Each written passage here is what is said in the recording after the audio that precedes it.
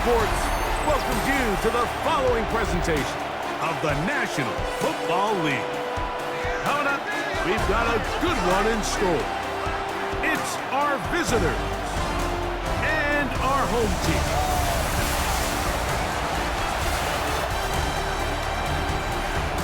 On the visiting sideline, their head coach.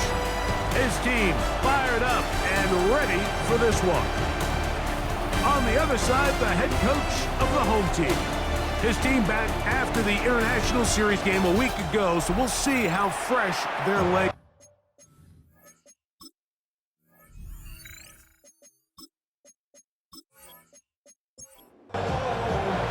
Mike Tirico with Greg Olson. We're ready to start year 2 together in the booth. Should be a fun one. Off we go on EA Sports. And he stopped at 25. The drive will begin there. This crowd ready in anticipation. Their offense taking the field for the first time. And they're led by Bryce Young, the #1 overall pick, Greg, out of Alabama back in 2023. First carry for David Montgomery. Mike, as I think back to opening day over my years of playing in the NFL, it didn't matter if I was a rookie or going into my 14th season. I think every player goes into that game with just a little bit of extra nerves, thinking, new season, new opportunity. Can I still do this at a high level? And, man, you get through that first game, and it feels like you can finally take a deep breath and let the season unfold. There's going to be a lot of nerves in this one here today, but the team that settles down the fastest and just gets back to playing ball. Under pressure, and he'll go down. They got him. Juan Thornhill, the safety, hurtling in there to record the sack. And now we're seeing the game kind of go back and forth. Each team trading blows, trying to establish control over the other. Nice chunk play on the previous play. The defense responds back with a sack, and we'll see which team can Oh, got him again the second time with a sack on this opening drive. Trenton Simpson. He's got his first sack of the season here early in week 1. This defensive line clearly has a beat on this offense. They've got to find a way to settle their pass protections. If they want to be able to get their quarterback in any sort of established rhythm and timing going forward, they're going to have to do a lot better job protecting them. Early in this game, that's already 2 sacks allowed. They'll be forced to just throw that one away. It's incomplete. I think it's a smart play, especially this early in the game. I don't think you want to start forcing throws, take any unnecessary risks. Allow your team to get settled in. Don't have any sudden change turnovers. So I think in the end there, he made the right move. And he's going to be brought down after a short return. And that's where his team will get possession of the football. So the visitors ready to go on offense here for the first time. And here is Kyler Murray, the #1 overall pick in 2019 to lead them. Mike, isn't there just something different about week 1 of the NFL season? I mean, after months of anticipation, debate, speculation, it all gets settled on the field. New coaches, new teams, rookies playing their first time. Man, it's just an exciting time of year, and I'm pumped to be calling it alongside you. Oh, he's going to be bottled up and taken down. They got him. What really stood out about that last play is the job the quarterback did keeping his eyes downfield despite the pocket collapsing around him. He was able to shake off that first guy, but by the time he did, allowed the rest of that rush to get home, and they were able to clean things up. Now Murray on 3rd and long. That ball caught. It's Zay Jones. And they will bring him down on the other side of midfield. A big one there on 3rd down. Good for 26 yards. First and 10 at the 43-yard line. These 3rd down conversions are just so important, Mike. Everybody stresses we want to possess the ball, give our offense as much opportunity to end as many drives as we can, scoring points. So if you want to stay on the field, you better be good on 3rd down. We'll try again here. 2nd and 10.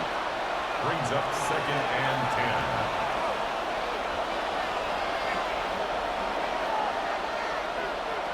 From the shotgun, it's Murray. A short one here, caught by McBride. They'll get about 8 out of that one, but still a little work to do now on third down. Throwing again is, got him again the second time with a sack on this opening drive. Isaiah McDuffie working his way in to register his first sack of the new season.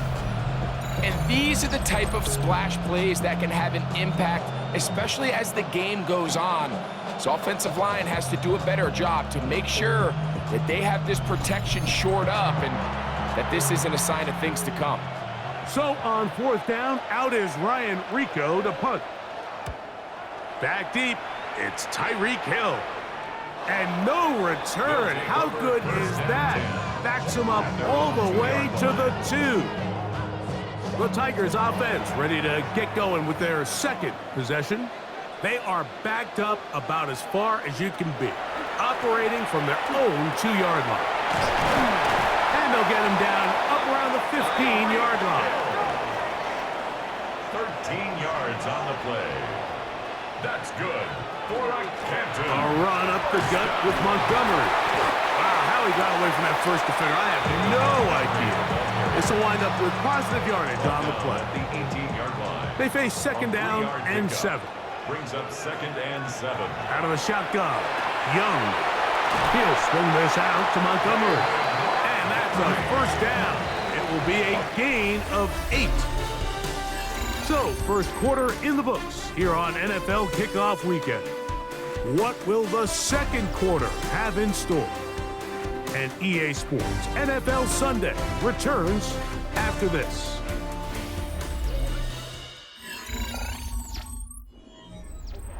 So they come to the line for first down and 10. A carry here from Montgomery. They converge on him quickly. He'll only get a couple. He's brought down by Kobe Turner. 2 yards From 29. Here's second and 8. At the 29-yard line. From the gun, it's Young. The open man is Reed. He's got it. And he's going to be dropped after a pickup of about 5. Gain of 6. Third and 2. Here we go.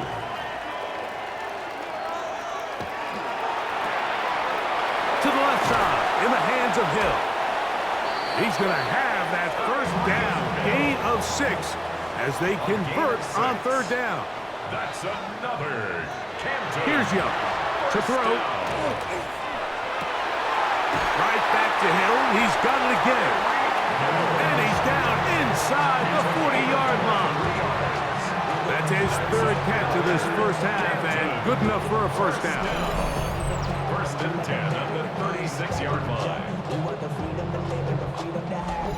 You can't run plays like this, Mike, if you don't have incredible pass protection. I mean, he started on the left side of the formation, and look how far he had to go across the field before that ball was caught. That's going to take time. That's going to take a lot of trust in that quarterback, in his protectors, to know he can stand tall in that pocket and wait for his receiver to break open. And he'll just bite the bullet and throw this one away. That was a good idea. Didn't force anything there. But now it's going to bring up third down. They'll try and run it here with Montgomery.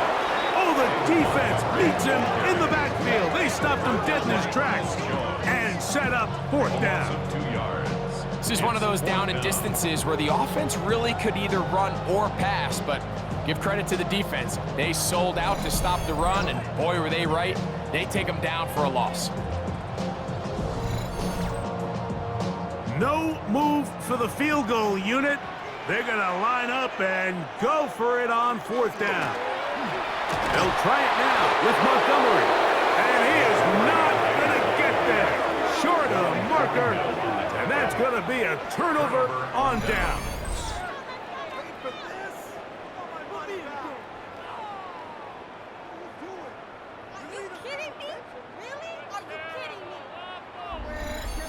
The Caps offense ready to take over for their second possession. Greg, when you step back and look at this AFC North, Baltimore and Pittsburgh, their rivalry now really for a couple of decades has in so many ways defined this division, and they set the tone for everything that happens when you are in an AFC North game. And you talk about division's having a... The pressure, too much, and he goes down. Micah Parsons in there to bring him down. And that's his first sack of the year. If there's any silver lining for this drive, Mike, it's the fact that at least this sack occurred on an early down. So I guess technically they have a chance to claw themselves out of this hole, but that's the third sack of the game. This defense doesn't show any signs of slowing down. And he'll be taken down up at the 40-yard line. 19 yards. Set to go now on 1st and 10. 1st and 10 at the 40-yard line. 2 minutes remain in a scoreless first half. Greg and I back with more on this opening week. After this, they'll come up 1st and 10 at the 40. Working from the shotgun, it's Murray. Metcalf makes the grab again. And no chance to turn and go. That one good for just a couple. A gain of 2. Second down, Murray. And the rush gets home. He'll go down. They got him. So backed up after the sack, and now it's 3rd and long. He's got his tight end. That's McBride. And they will bring him down on the other side of midfield. A pickup of 21 on that connection. And that will be a first down. 1st and 10 at the 41-yard line. And that's an important conversion, not only because it keeps their offense on the field, and now they can go down and see if they can steal some late points. But either way, worst case scenario, Mike, if you're the offense here, you want to possess the ball going into halftime. Don't give your opponent a chance to go down and score on you. So big pickup there. Now we'll see if they can turn it into some points. Over the middle, Metcalf has it. And they're going to be set up now as he's brought down at the 5-yard line. That's another Columbus. Murray's going to throw again. Now another timeout called by this offense. They have 1 remaining as they'll stop it with just over 40 seconds to go in the first half. He runs with it. And he'll get into the end zone. Kyler Murray. Touchdown Columbus. But you think back to their first possession of this game, Mike, it resulted in a punt. Not exactly the fast start the coaches told us was so important as this game unfolds. They get the ball back for possession 2. Now they try to find some rhythm, find their identity of the game plan, and they come away with 6. So that's how you bounce back in this league. It's not always going to be perfect. Really nice job settling into this game here with their second possession. Still a little time. Final minute of this first half. We'll see if they can do anything with this kickoff that is coming their way. Here's Williams on the return. And he'll be brought down past the 25. Decent field position to start this drive. The Tigers offense going to take over here in the last minute of this first half. They'll be hoping to match that touchdown from a moment ago. 7-0 our score as this drive begins with a first down. That is incomplete. No way to force the football in there. Good coverage. It'll bring up 2nd down. It's now 2nd and 10.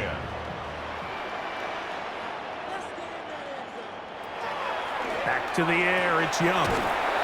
Open man, that's the tight end, Hunter Henry. Now this offense could use the first of their timeouts as they stop it with 28 seconds to go in this first half. Here's a 3rd down and 4. Off the play fake. Here's Young. They'll be forced to just throw that one away. It's incomplete. Yeah, that one just didn't feel right from the jump. I think he sensed that he was either going to take a sack or get baited into making a bad throw. So ultimately a good decision. Just throw the ball away.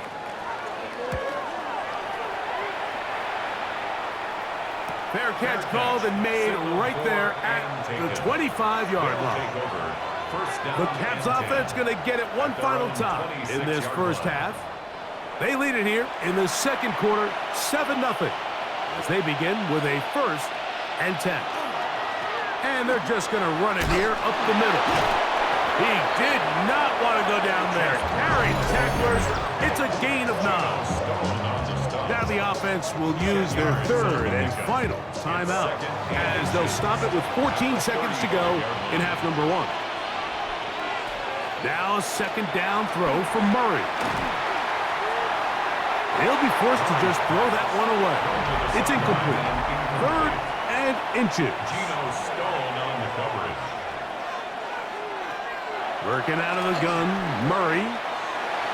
That's going to wind up incomplete. Not much time remaining.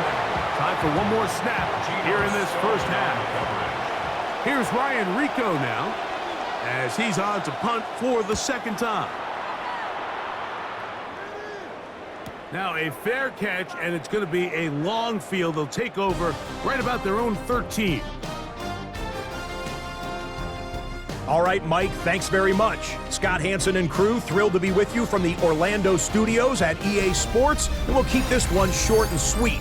Just 1 touchdown on the board so far, 7-0 at the half. Will the offenses pick it back up? To find out, let's rejoin our commentary team, Mike Tirico and Greg Olson.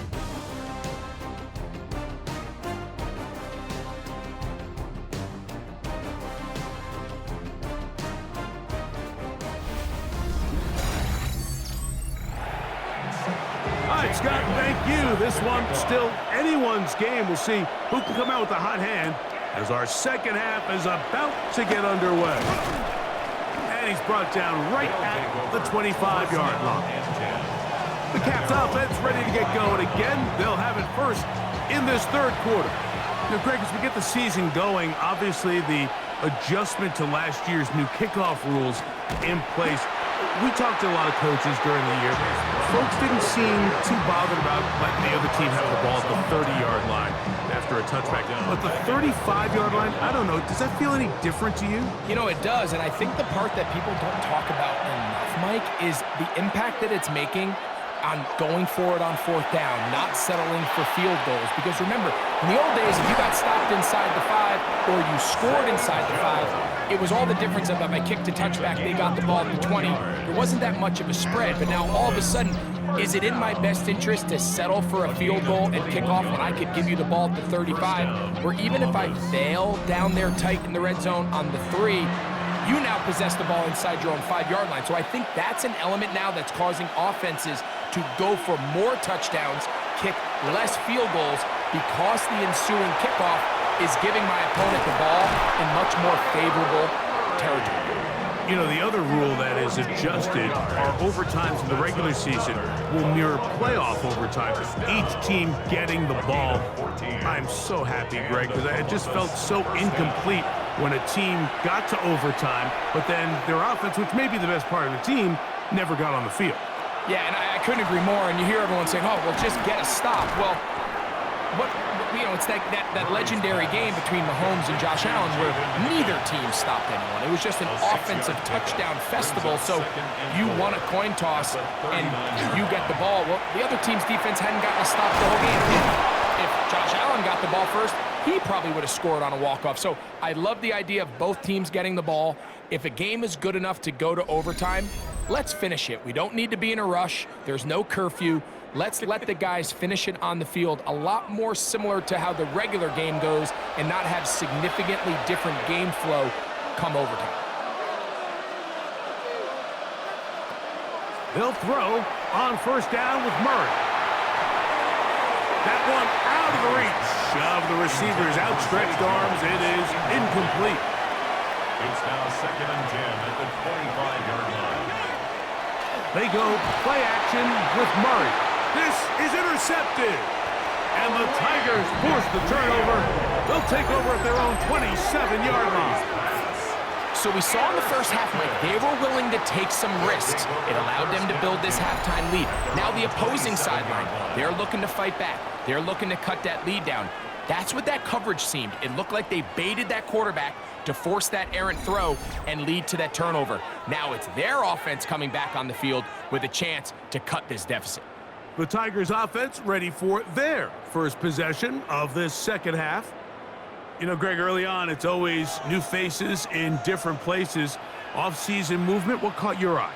Well, I think there's so many good ones, right? You talk about Stephon Diggs. He ends up in New England, and Cooper Kupp now. He's moving on to Seattle from the Rams, but I think it's the guy the Rams signed to replace him, Davante Adams. I know he's not the youngest anymore, but watching him play in New York with Aaron Rodgers last year with the Jets, he can still run, he can still make every catch, he can still go up and compete at the high point. I think you put Davante Adams with Matthew Stafford, Puka Nacua, in that offense run by Sean McVay.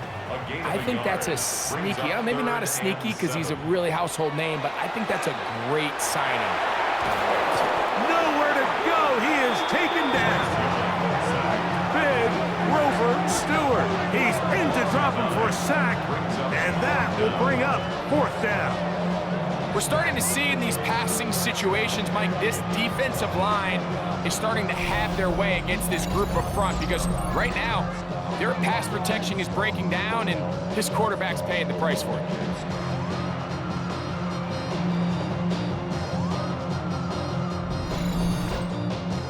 The Tigers line up for the punt as this drive quickly stalled out, so he's on to punt it away.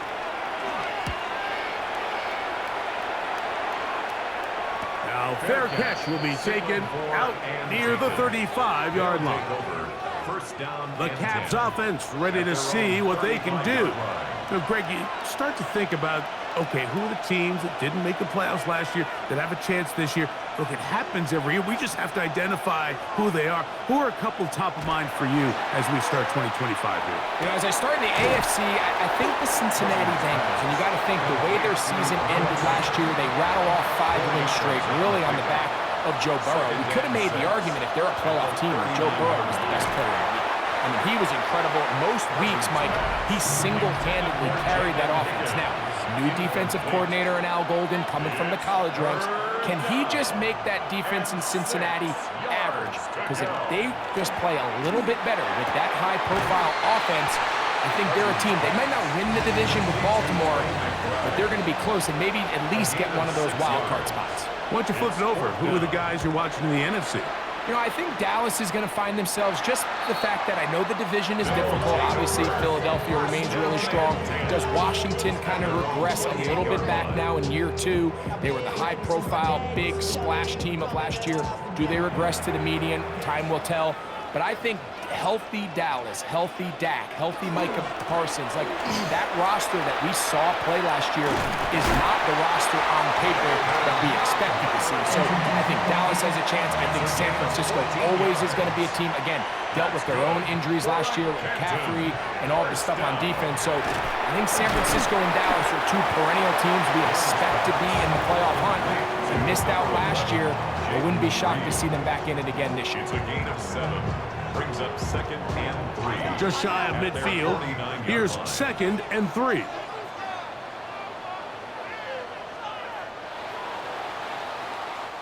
We are through 3 quarters here on NFL Kickoff Weekend. We'll return with more after this. This is the NFL on EA Sports.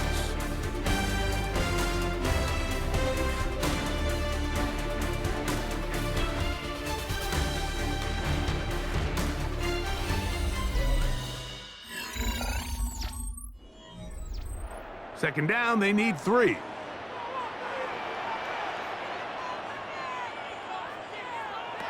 Here's Young. This one is caught by Reed. And they'll pick up the 1st down, a gain of about 4. 4 yards. Young. Short pass got by Henry, the tight end. And they'll move this one down inside the 40-yard line. A gain of 12 yards. That's another Canton. On 1st and 10, here's Young. This one broken up. It's incomplete. The defender right there with him. It brings up 2nd down. After that incomplete pass, we have a player shaken up. He'll get himself looked at, but this is not how you want to begin a new campaign. We'll try again. It's 2nd and 10. Now Young. Thrown left side. The catch is made. And And they'll work this close to a first down, maybe just a tad short. On third down, they go with Montgomery. A gain of 11 on that one. That's enough for a first down. It's a gain of 11. And the Canton first down. First and 10 at the 15-yard line. One more time for Montgomery. And boy, tough to bring down there, fighting forward for a gain of 7. Now after the run, we get a stoppage for an injured player. He'll get himself looked at, but this is not how you want to begin a new campaign. He'll come to the line now on 2nd and 2. To throw, Young. And that's going to wind up incomplete. Pressure certainly impacted the quarterback there. Couldn't get his arm all the way through, and it's going to bring up a third down. They'll be forced to just throw that one away. It's incomplete. A little indecisive there, Mike. I thought he could have pulled the trigger a tad sooner. Instead, he just holds onto the ball a little too long. The windows close up and ultimately has no choice but to just simply throw the ball away. And this is a tricky call for this coach. A field goal doesn't do you a lot of good, but a touchdown does. So I don't hate the call, but great job by this defense coming up with a stand and getting the ball back. The Caps offense ready to take over possession of the football.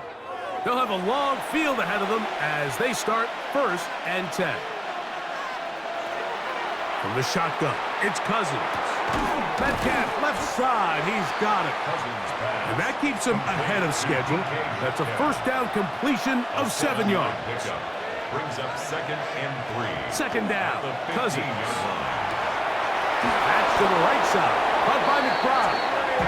And he'll be taken down just shy of the 30. 14 yards on that pass play there. And that will be a first down. A gain of 14. And the Columbus first down. Working out of the gun, it's Cousins. That's complete to Metcalf. They'll mark him down up at the 44-yard line. And now the defense is going to take their first time out. Remember, they get an extra one built in with a 2-minute warning coming up momentarily.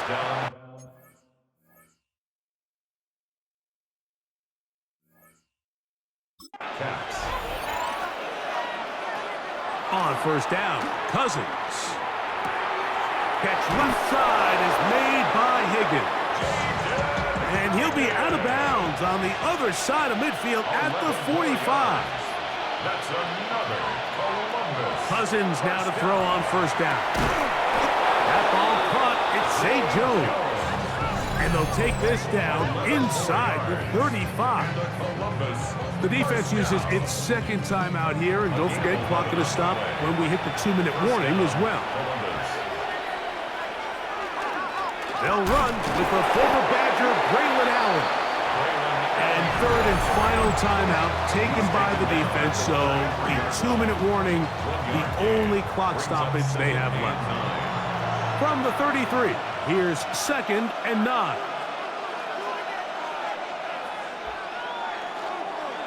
On the ground, it's Brown. And they bring him down inside the 25-yard line. It's a pickup of 13 yards. That's enough for a first down. First down. 1st and 10 at the 21-yard line.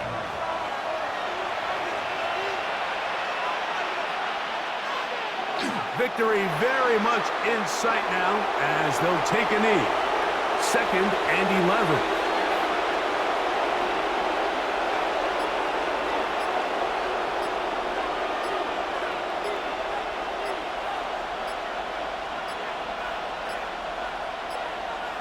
Now whistles. Play clock at 0, and that'll cost them 5.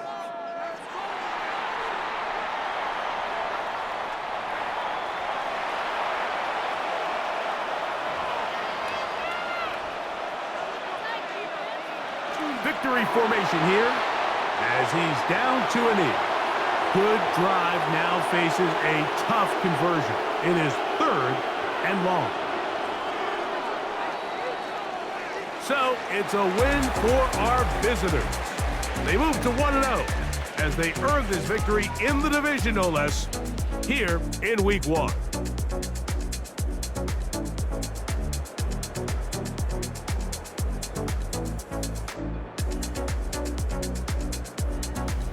And that'll do it for my partner, Greg Olson. For our entire team, I'm Mike Tirico. This has been a presentation of the NFL on EA Sports. With that, we say so long, everyone.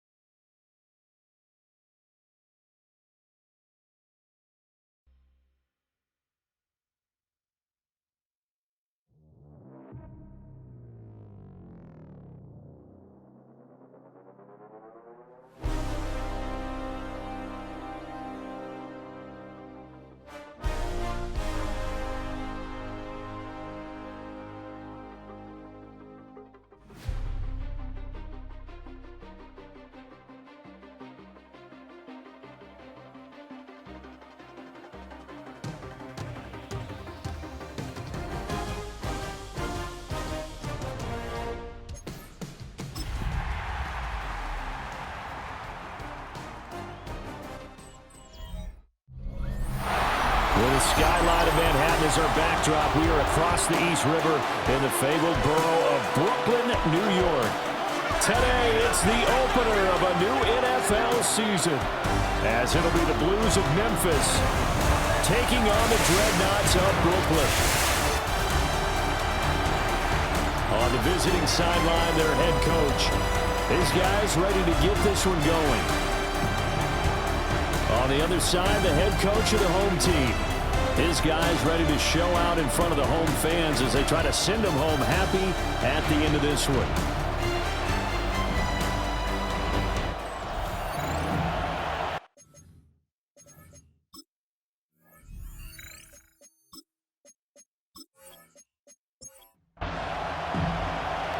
Riley Dixon has the ball on the tee, ready to get us started. And we are underway from Brooklyn. And they'll get him down inside the 30 at the 27. So out comes this offense to take over for the first time. They'll be led out by their quarterback, the guy out of California, the former Cal Bear, Jared Goff. And it wasn't that long ago that there were a lot of conversations about whether Jared Goff was truly going to be a frontline starter in the NFL. And he's proven all of those critics wrong. He's taken his game up big notches in the last few years. Now what he needs to do, sustain that success in the regular season come playoff time. There's Goff. And this one incomplete. Too much contact to hold on to that one, and it's third down. Right where this set of downs started, they need a full 10 here to pick up the first down and move the chains. Over the middle, he finds Godwin complete. And a good job on the tackle there as they get him down shy of the first on the 35-yard strike. On fourth down, A.J. Cole comes on to punt. Back deep to return is Marvin Mims. Fair catch signaled for and taken at about the 15-yard line. So out comes this offense to take over for the first time. They'll be led out by their quarterback, a product of NC State. It's Jacoby Brissett. Spent the early years of his career bouncing between starter and backup as needed, and played well, but never had a team fully commit to him as their guy. He does retain the toolbox that made him projectable as a starter. A big, strong player with a powerful arm, deceptively mobile, and tough to tackle. The best part about his game, leadership and being a great teammate.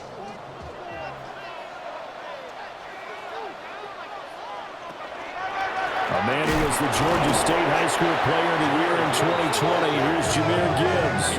It'll go as a loss of a yard, so now they deal with 3rd and 11. Backed up here, tough spot, needing 11 yards to pick up the first. Brissett from the gun on 3rd. And this is going to be incomplete. That was their first 3rd down try of the game, and clearly something was off in the execution of that play. Good news, they've got a whole game left to clean that up and start clicking on those key 3rd down throws. Call that a 41-yard punt, 6 yards on the return. And this offense will take over right at the midfield stripe with a 1st and 10. From the 50, it's Goff.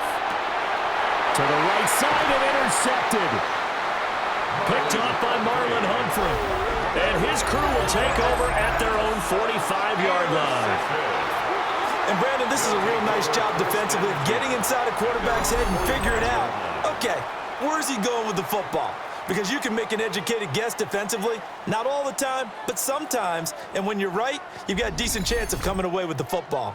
Back onto the field comes this offense, ready for their second drive. They'll start following the interception in great field position at the 45. Drive starts with a run from Gibbs. Looking for a seam, but finding none. They'll get back to the line of scrimmage, and that's it. 2nd and 10. Brings up 2nd and 10 at the 45-yard line. Mims in motion left. Brissett now. This pass going to be caught by Hardman. And a gain of 4 gets him right to the midfield stripe. It's a gain of 5. Brings up 3rd and 5. From the midfield stripe, they'll look to throw. Pressure, and he's going to be taken down. They sack him back right around the 44. Multiple players combined for their team's first sack of the game. These strong safeties, some people may not realize it. It's really like an extra linebacker, right? It really is, because they're hybrids. Half linebacker, half defensive back. The linebacker in him on that play emerged. Calls for the fair catch, makes the fair catch just inside the 15-yard line. It'll be a 39-yard punt, no return. And the offense will come back out deep in their own territory. Looking to put a drive together.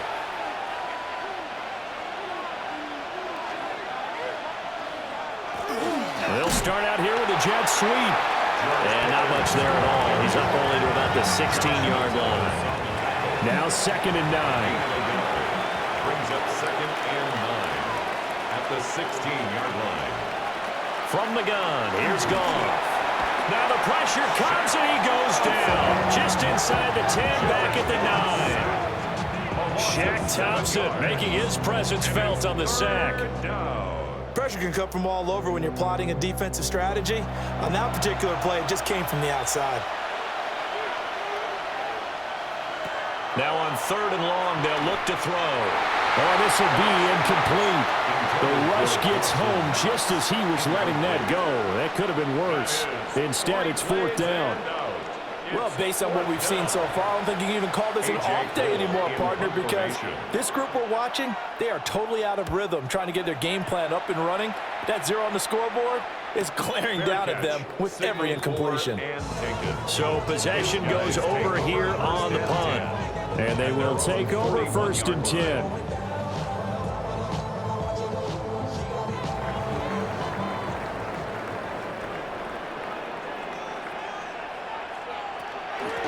They start things off with a carry by Gibbs here. And he'll manage to break a tackle and get this forward for a couple. It'll be second down. From the 43, here's second down and 7. Brings up second and 7. Here's Brissett. This short pass into the hands of Njoku. First catch of the new season for him, and he picks up the first. A 7-yard gain. That's good for a Brooklyn first down. To throw, Brissett. This will be caught by Brown. Takes this to the 45. Not much space after that broken tackle. A gain of 5 brings up second and 5. They'll send a receiver in motion to the right. To throw is Brissett. Finding Hardman here over the middle. A 7-yard gain. And a Brooklyn first down. We're scoreless after 1.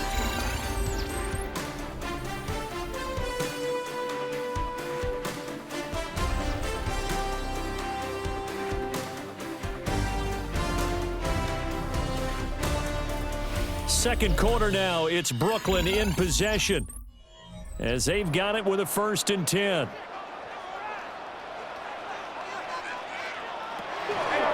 Gibbs straight ahead. And this will go as a gain of 7 as he gets it to the 30-yard line. This drive is turning into an extended one, and the guy carrying the ball, he's becoming more like a body blows guy. Every carry is putting some damage on the defense. So after a while, I'm not too sure how many guys are going to want to run up and tackle him. And that'll be incomplete. Took a pretty good shot as he tried to pull that one in. Couldn't hang on, 3rd down. And 2.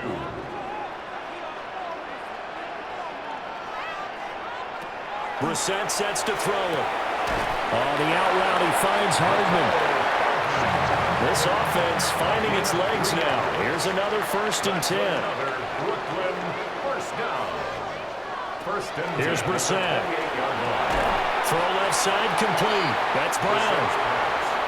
From the 21, here's 2nd and 3. It's a gain of 7. In motion goes the tight end. They go play action with Brissett.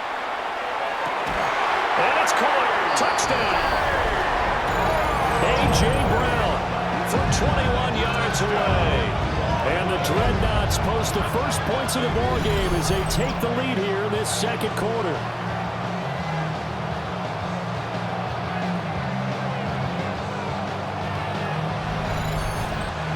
Out comes the kicking team here for the extra point.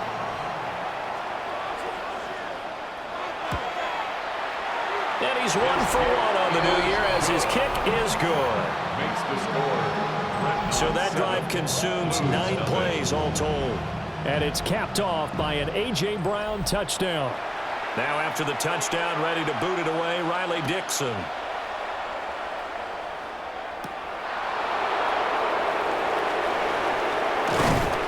And they will wrangle him down a couple yards shy of the 30. Here's Memphis to once again go on offense. Still in the first half, but this offense has struggled. Haven't really been able to get anything going, not only in the points category, but in the yards category. Let's see if they can do better here on this drive. A dump off for Mason. And able to break 1 tackle, but then quickly brought down for a nice little gain. It's a gain of 8. Brings up 2nd and 2. They'll run. This is Jordan Mason. And shutting him off now open field. And he'll be out of bounds up near the 45 at the 44. It's a gain of 8. And the Memphis first down. Mason going to get it on 1st down. And a lane slowly materializing there as he'll get maybe a yard up to the 45. Yeah, things were pretty stacked up there in the middle of the line. A lot of bodies, not much space. I think ultimately he was fortunate to get anything out of that run. Now the Central Florida product is R.J. Harvey. And he is going to be stopped cold behind the line of scrimmage. A 2nd down play results in a loss of 2 yards. Still needing 10 yards. Now it's 3rd down. Goff now to throw. And he is going to lose yardage here. Going to be a loss of 2, maybe 3 on the play. And that'll bring up 4th down.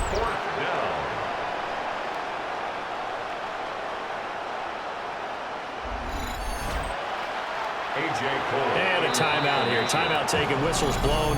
Timeout taken by the receiving team. They'll have 2 remaining as we step aside here in this second quarter. Here's A.J. Cole now to punt this one away. He's been a busy man here in this first half as he gets it away. And that one hits at the 7, but bounds into the end zone, and that'll be a touchback. 2 minutes on the clock, second quarter, 7-0 ball game. The offense now at the line, ready for their next drive. Things progressing to plan so far. Their defense has been solid, and they've got themselves a 7-0 lead after the touchdown the last time they had the ball. And this is no time to even think about, hey, are we going to milk the clock? Hey, are we just going to do ball control? This is the NFL. 7-0 leads, they don't last very long unless you continue to push the envelope on offense. He gives us out wide to Gibbs. Now the defense going to use the first of their timeouts. So as they talk it over, we step aside. That's a good job there by the corner. We do talk about this a lot, that a lot of corners see their job as simply covering receivers. Tackling isn't everyone's thing. But in this case, he came up quickly and made a nice, sure tackle. Got him in. It's Brown. And he'll get this up past the 25 before he's out of bounds. Dixon, the punter, is on as he sends it away. DK to return. It'll be a 40-yard punt, 8 on the return. And it will be 1st and 10 as they take over. Here's Memphis to once again go on offense. They've shown precious little here offensively thus far as they try again with a first down now. Left side here, that's complete to Godwin. From the 44 now, here's 2nd and 4. It's a pickup of 6. Brings up 2nd and 4. Goff now looks to throw. And he's going to be brought down here in the backfield. And now it looks like we're going to get a timeout here. We've got a man shaken up. While the medical staff checks on him, we'll step aside in this Week 1 contest. They need 12 here. It's 3rd down.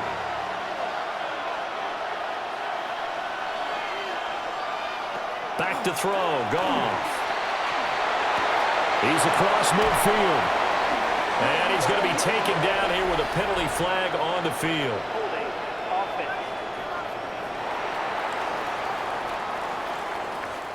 So following the holding call, what can they do here on 3rd and long?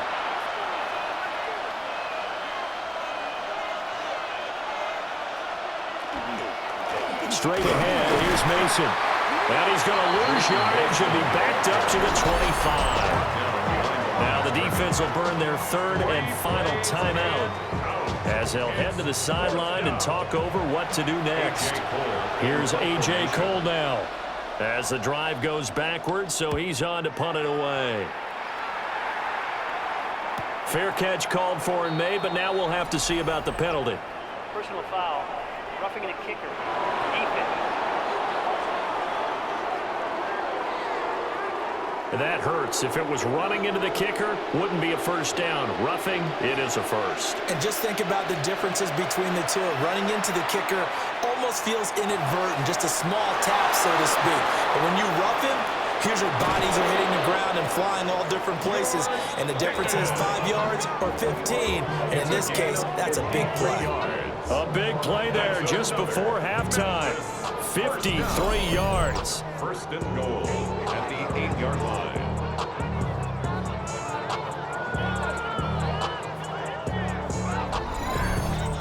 They made that way too easy for them. No one is supposed to be that open against an NFL defense. Once he caught the ball, there wasn't anybody close enough to stop. And it's caught. Touchdown. Chris Godwin, a 7-yard touchdown grab. And the Blues are on the board here in the final minute of the first half. He was on point throwing the ball right there. He had the big play to get him down close, and then he delivers a touchdown pass on 1st and goal. And you mentioned the big play that got him down close. I think that big play left him reeling a little bit. They didn't recover from it. And you know they always talk about having to have a short memory on defense after a big play against you. Looks like their memory was a little too long there. Extra point splits the uprights, and that is going to tie our game as we approach halftime. So all even at 7 now as they kick it away.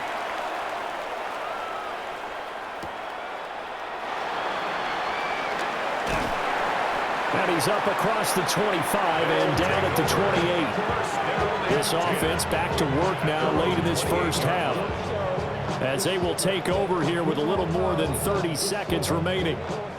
Just over 30 seconds to go in the half. They've got it 1st and 10. Throwing, Brissett. Now he'll tuck this and run. They'll get 5 out of the scramble. It's 2nd down. The tackle made by Joey Bosa. They'll throw now on the final play. In trouble, and he's taken down. So we are deadlocked at the break here, and the EA Sports Halftime Report starts now. Here's Scott Hanson.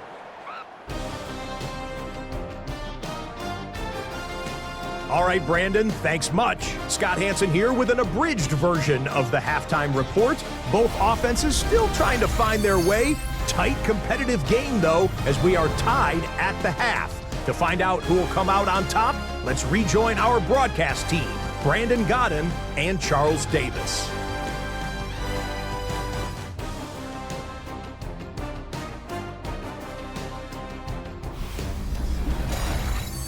All right, Scott, thanks very much. And we welcome all of you back here on EA Sports for quarter number 3.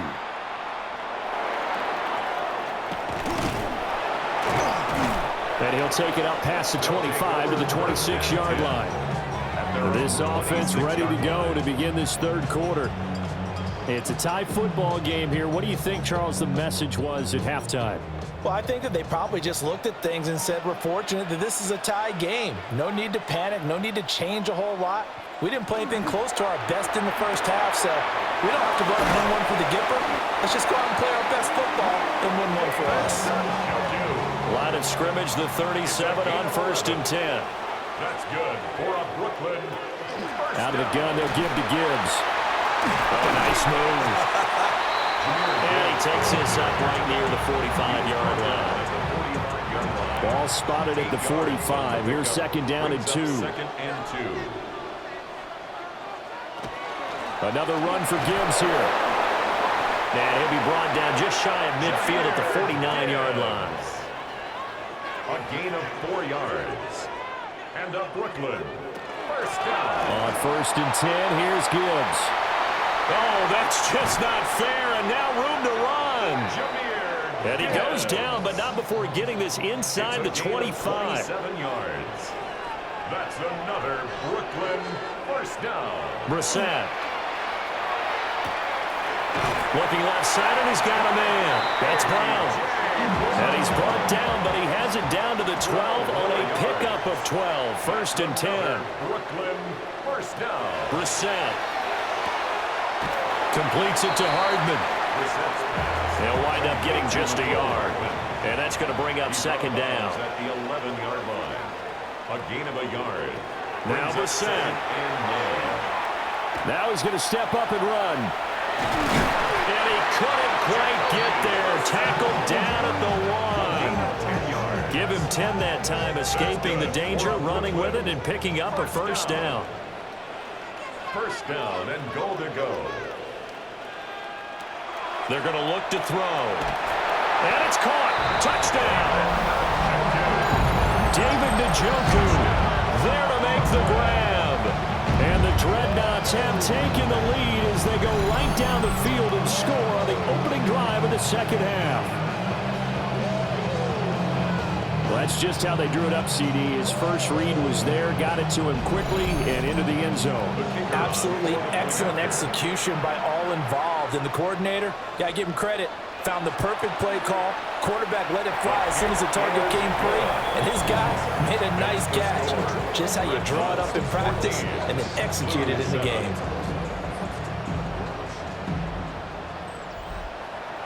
Now after the touchdown, ready to boot it away, Riley Dixon.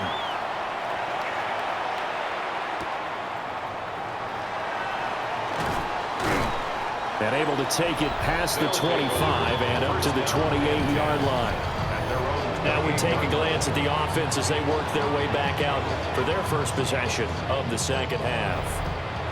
And this game was all square at halftime, but now they find themselves down 7 following the opening drive touchdown here in the third quarter. And they need to take a good, relaxing, deep breath, don't you think?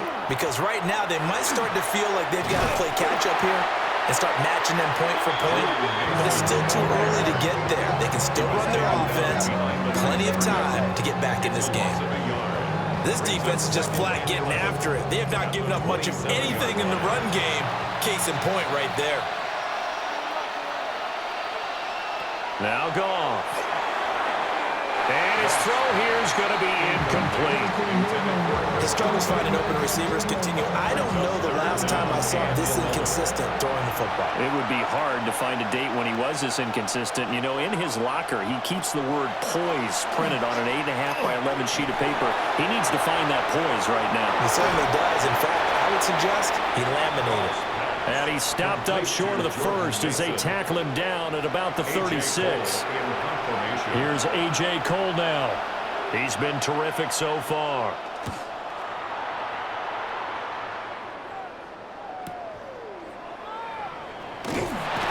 Well, on that punt, we've got a man shaken up. We always hate to see injuries, especially tough here in week 1. Just hoping this is nothing serious. We'll take a quick timeout. The offense back out there at the line, ready for their next drive. This drive here beginning probably with a pair of motivated groups. Remember, the offense scored a touchdown. And their last time out, looking to repeat that in Charles's defense. They were very frustrated after giving up 6 the last time on the field.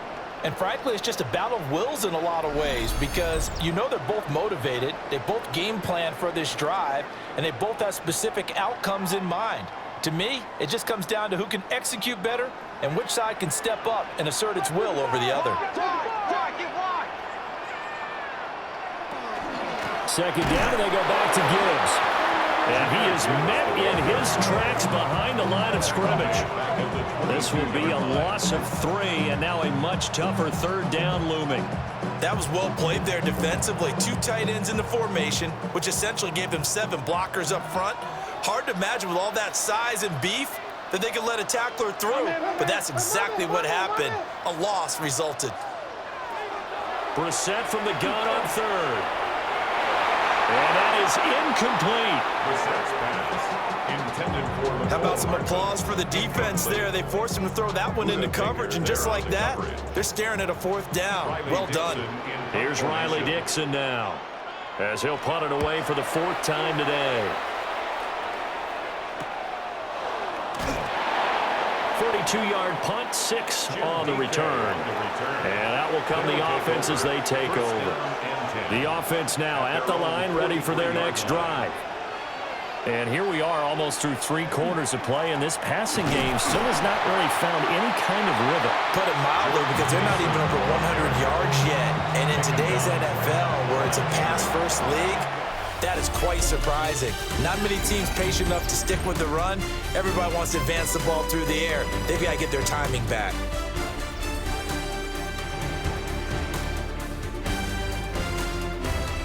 Back now just east of Manhattan in Brooklyn, as we are set to bring you the home stretch here, the 4th quarter.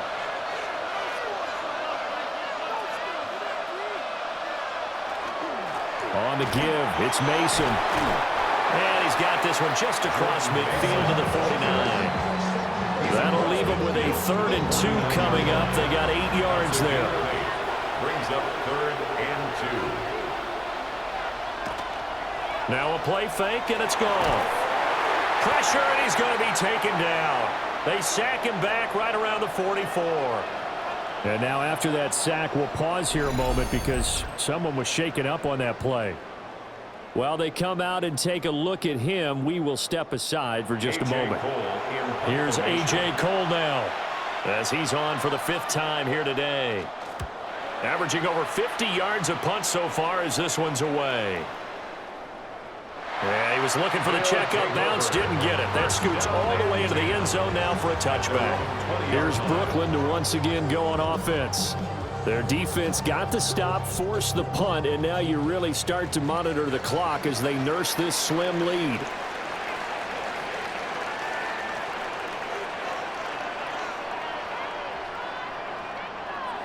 Brissett now. He's got it complete to Gibbs. 2nd and 9 now from the 21. Out of bounds at the 21-yard line. 1-yard gain. Brings up 2nd. Looking to throw. They'll get this out to Tootin. This offense on 3rd down today, just 1 for 5 to this point. This will be 3rd and 6. 3rd and 6. He'll look to throw. Setting up the screen. This is Gibbs. And he got blown up on that play. Back at the 20. They'll wind up losing 3 here on the play. And that's going to bring up a 4th down. I hate to surrender the football when you're nursing a slim lead, but they're going to have to punt it away. Trust that defense.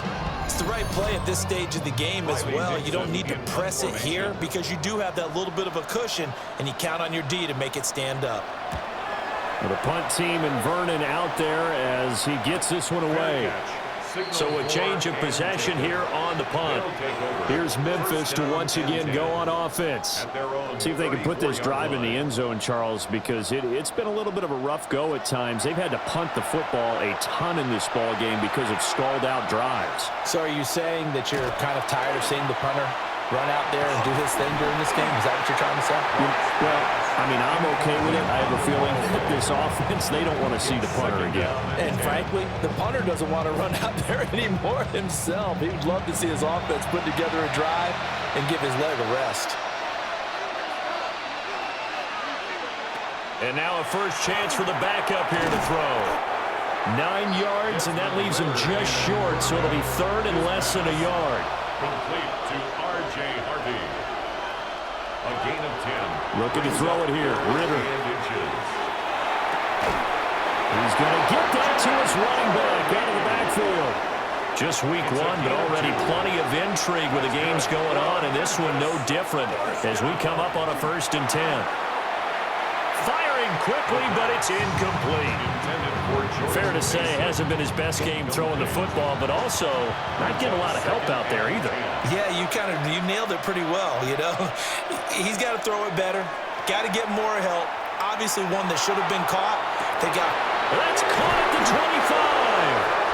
And they'll wind up getting this one all the way down inside the 20. And the Memphis first down.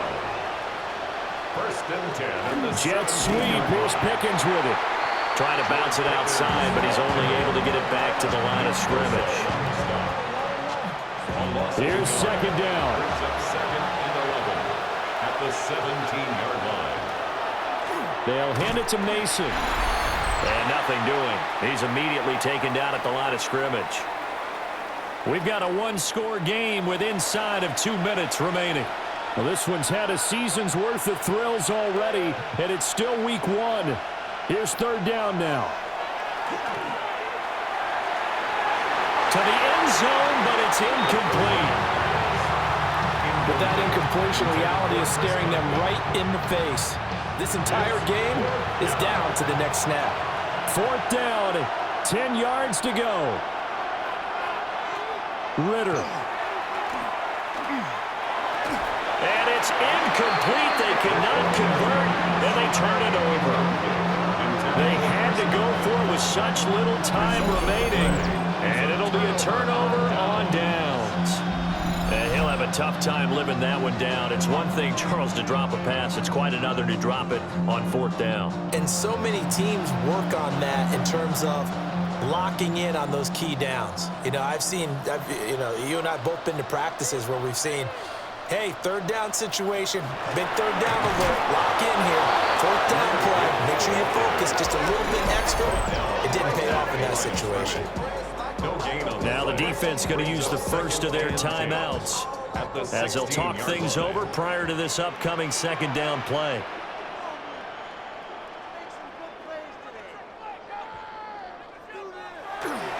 He's going to get it again. Just looking to get forward and protect the ball. Now a 2nd timeout called for by the defense as they'll head to the sideline and talk over what to do next. They'll come to the line here needing 9 yards to pick up the first.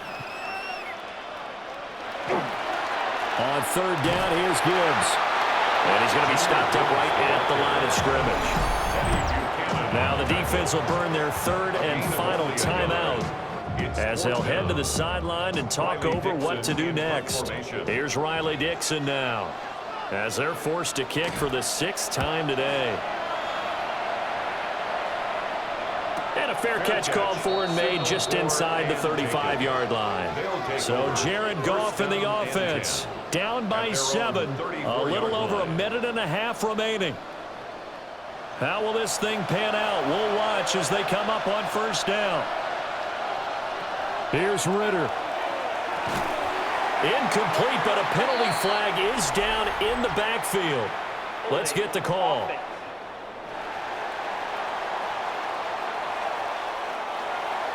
That's on the former first-rounder Taylor Decker. Now Ritter. Now he'll tuck this and run. And he can't get a throw off. He's taken down. What a huge play at this point in the game.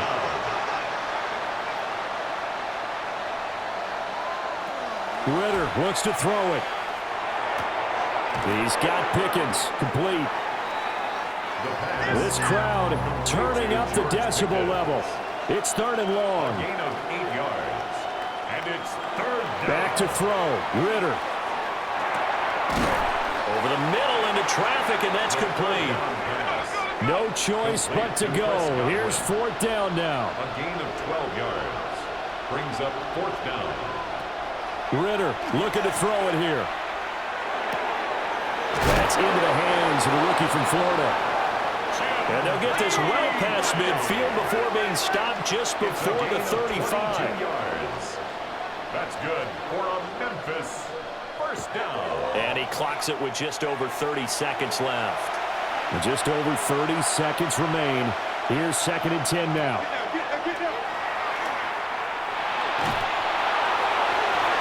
Oh, and that nearly ended it. That should have been intercepted, but he cannot corral it, and that is a lifeline there with 3rd down coming up.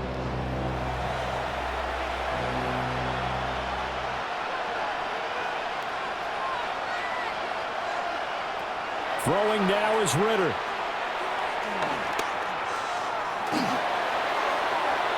Throw out wide is incomplete. Not only did he have a chance to scan the field there, it felt like he had a chance to scan it twice. The protection was that good. Unfortunately for him, the coverage downfield, equally good.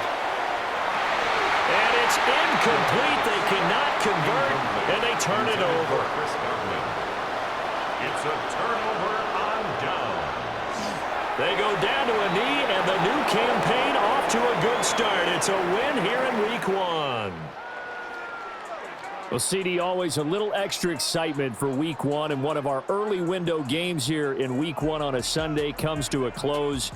Good to be back in the booth with you, my friend. And it's good to be back in the booth with you as well. And we know that not everyone's going to start the season 1-0, right? Half the league is going to have a loss on their record, but everyone's going to have to build off of that opener. And how many coaches tell us every single year, you make your most progress between Week 1 and Week 2. We'll see how both of these teams progress the rest of this season. So for Brooklyn, it was a hard-fought game, and they'll exit 1-0 as they win by a touchdown. And they'll get to stay home again next week. Meanwhile, for Memphis, they obviously fall to 0-1 with the defeat. And they'll get a chance to redeem themselves at home next week. So for our entire crew, alongside Charles Davis, I'm Brandon Gaudin. Thanks for watching, everybody. We'll see you next time.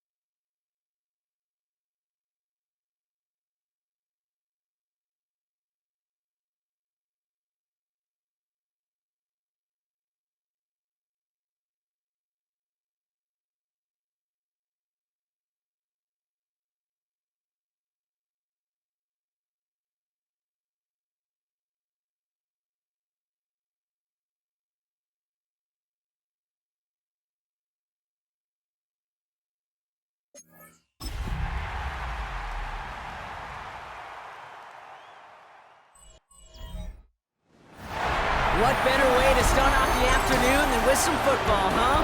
It's time to get things started here on the NFL on EA Sports. Coming off a contest that looks real good on paper between these road warriors and our home team. Leading and visiting Orbits, look at their head coach. These guys just about set to go in this one. And on the other sideline, look at the Armadillos head coach. His guys making the long trip home from their International Series game last week, so not as much time as usual to prepare for this one.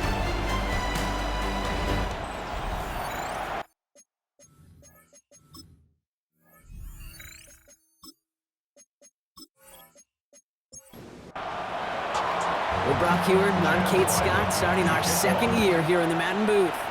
And here we go on EA Sports. On the return, here's Anthony Gould. In pretty solid field position starting out here, Brock. He's tackled at the 29. Now after the play, looks like we have somebody banged up. What we hope is it's nothing major. Don't want to see a serious injury less than a quarter into the season. So their offense out now to get this game started. It's 1st and 10. Opening carry for Devon Achane. Can't slip that initial tackle. Stops made for no gain on that first down play. You want to see the term read and react to the little video in the football dictionary? That's it. First down run netted him nothing. Here is 2nd and 10. Now stick with Achane. And he will have this across that 40-yard line before they manage to stop him. A nice gain of 13 yards as it brings up a first down. First down. 1st and 10 at the 41-yard line. Burrow from the gun. Has him on the quick hitter. And he has it up towards midfield before he's taken down at the 47. Offensive line, this is 2nd and 4. Brings up 2nd and 4. At the 47-yard line. Out of the shotgun, Burrow. Stepping up, and he's going to run. And Burrow gets enough for that first down, and then smartly gets down to avoid the hit. A gain of 12 yards. And then Austin, first down. 1st and 10 at the 41. So first down from the 41. Here's Achane up the middle. And they'll manage to contain him after about a 6-yard pickup. John Campbell, yet another first-round defender out of Alabama. They're on the tackle. First down run gets him 6, so now it is 2nd and 4. Burrow out of the shotgun. Short pass brought in. And the stop is made at the 32, so give him almost enough for a new set of downs. That's a gain of 3. It's 3rd and 1. 3rd and 1. Burrow. This is hauled in by Samuel. And they have this well into the red zone now at the 15. They get 18 yards out of it and a new set of downs. That's another Austin first down. 1st and 10 at the 15-yard line. The numbers are pretty clear, Kate. You get explosive plays. Those explosive plays on drives lead to points. You can't ask for a better start offensively. That'll be incomplete to start the new set of downs. Well, he connected on 3 straight before that throw, Brock. Might not be perfect anymore on this drive, but they are still moving it well.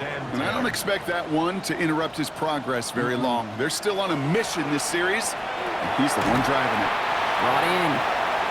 And they bring him down at the 7-yard line. Number 1, Deebo Samuel. 3rd and short, it's Burrow. And the catch is made for the touchdown. The Armadillos finish up an excellent opening series. Deebo Samuel, the touchdown. All right, so nice little drive they put together there in their first series of the season, partner, and the year begins on a high note with a touchdown. Yeah, they'll be able to begin this season on a high note with a win. Well, they put more drives like that together, they sure will, but I don't know. I got that Pete Carroll just still bouncing in my brain. It's not how you start, it's how you finish, but you can't start much better than that. Aubrey good on the point after. And the Armadillos take a 7-0 lead as he starts this year 1 for 1.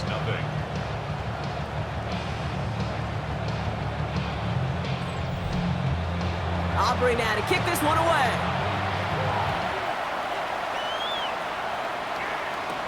On the return, here comes Xavier Leggett. He's brought down at what looks like the 24-yard line. So here's their offense now to take over for the first time. They're brought out by the fifth-year man out of Clemson. Hard to believe it's year 5, isn't it, Brock? Former #1 overall pick, Trevor Lawrence. It's the dawn of a new season, Kate, with all the promise in the world ahead of he and his squad. And this is where all that off-season planning, the reps and key, the sweat, the blood, the tears come into play. And you really don't want to stumble out the gate. You want to be the horse who jumps to the front right away and let everybody try to chase you down. 2nd and 10. Here's Lawrence. Throw right side, caught by Goddard. And he'll go down after pushing this up to the 29. It's a gain of 6. 3rd down, Lawrence to throw. Complete beyond the marker. And this one breaks beautifully as they're going to get it forward to their own 45. He finds him 16 yards and a new set of downs. That's good for Orlando. First down. A gain of 16 yards. First down, Orlando. The analytics will tell you a handful of these kind of plays per game, and your odds per drive of scoring go way up. And the receiver's going to take this one on the jet sweep. And this defense is firing to begin the season, huh? Great play to get him behind the line. They break the huddle. It's 2nd down now. Brings up 2nd and 11 at the 44-yard line. Kenneth Walker gets it for the first time. No luck there. Ran that one right into traffic and went nowhere as a result. It's going to be 3rd down. We're through 1 quarter of this opening weekend of football. 7-0 is our score. Back in a moment with more of the NFL on EA Sports. We're back, and we'll join this drive already in progress to begin quarter 2. They'll need something big here to start out. It's 3rd and long. They'll throw 3rd and long. Just got it away before the hit, but it doesn't matter. It's incomplete. 4th down coming up. Well, that's one you chalk up to the pressure earning that incompletion. They came in before he could find a target, hit him, altered that last-second attempt to get rid of it.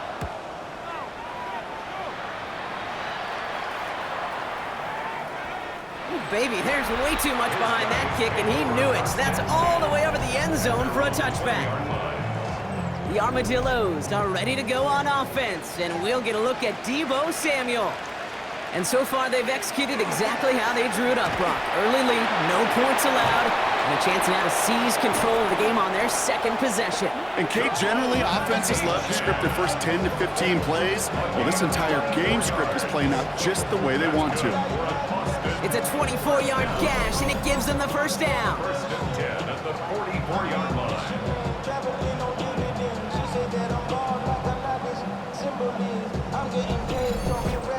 Even with everything he racked up on that run, you could argue he deserved maybe a little bit more. That call was the perfect one to break for big yards. The only thing that saved the defense from the score was getting that contact to slow him down and eventually, finally, stop him. It leads to 2nd and 10.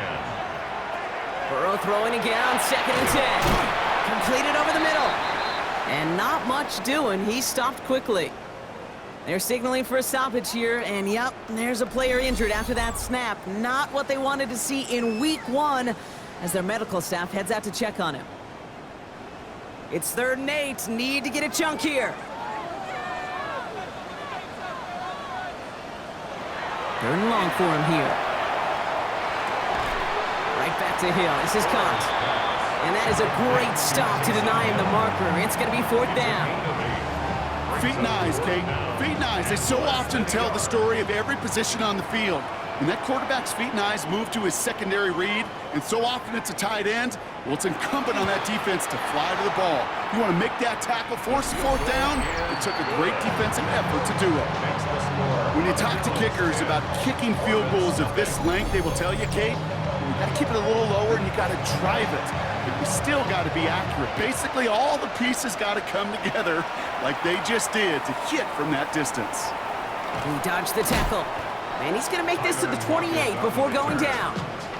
So here comes this offense for its second series of the game. And they're really starting the season off with a banger of a contest here, Brock. A chance to measure up against a division rival, and this win could be an important one to have in hand in just a few months. Taken in by Williams outright. And this one's brought to a halt at about the 36-yard line. It's a gain of 8. Brings up 2nd and 2 at the 36-yard line. From the shotgun, Lawrence continuing to move past the 45. And he is hauled down right at that midfield stripe. Big gain, 14 on the play. And that's going to bring up first down. 1st and 10 at the 50-yard line.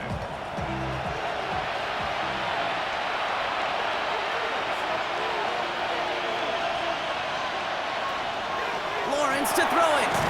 Finds him over the middle. And he drives this across midfield and down into enemy territory. A gain of 4. It's now 2nd and 6 at the 46-yard line.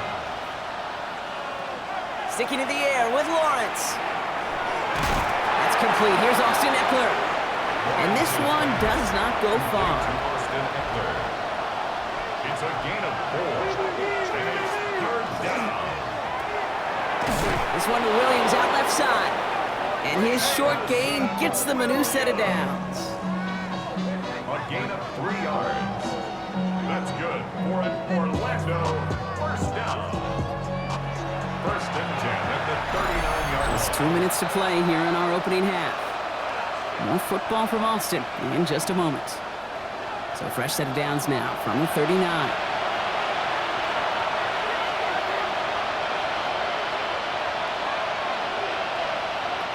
Again, it's Lawrence to throw.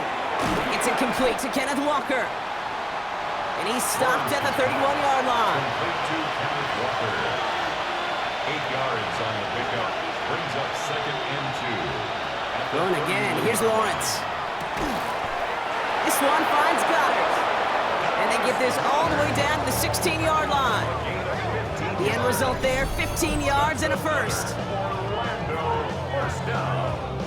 A gain of 15. Every tight end worth his salt wanted this. Really craved man-to-man coverage. The best of them, give me man-to-man coverage, and I'm going to beat you.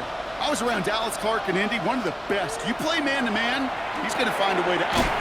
Walker loses the football. Scooped up by the defense. And they're able to drag him down as he reaches the 15-yard line. Look, you know I'm always trying to be positive, partner. You take away the ending, it was a great drive. Everything they were hoping for, but all that work and effort, it's gone. And all that people are going to remember is that ending, Kate. That's all that unfortunately matters for this offense. The Armadillos and running back Devon Achane getting back to work. And with that 2-score lead, partner, they've got the option here. You can sit on it, or they could try something really aggressive. First call here coming from the shotgun. They're going to throw now, following the turnover. Here's a screen for Achane. And he's forced out of bounds after picking up about 7. After a good pickup, they're set up with 2nd and short. Out of bounds at the 23-yard line. It's a gain of 8. Brings up 2nd and 2. Burrow from the gun. His pass is complete. That's Zay Flowers. Now we're going to get an offensive timeout. That's their first. They'll have 2 left to work with before halftime. First down. So fresh set of downs now from the 39. The 39-yard line. Running back sent in motion. On first down, here's Burrow. Right back to Flowers they go. And he's going to be brought down at the 42. Before we can get a snap on 2nd down, they call timeout. And they still have 1 in their pocket for what's left of this half. 2nd down now, 7 to go. Sticking in the air, it's Burrow. Taking a deep shot here. And it looks great flying through the air, Brock, but problems on the business end as it falls to the ground. 3rd down coming up. Incomplete. Nick Cross there defensively.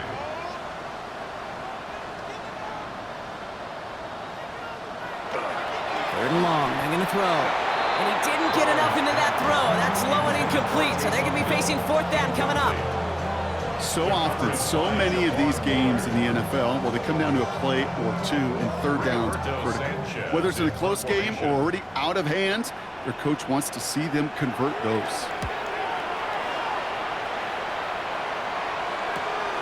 Brings it in at the 12.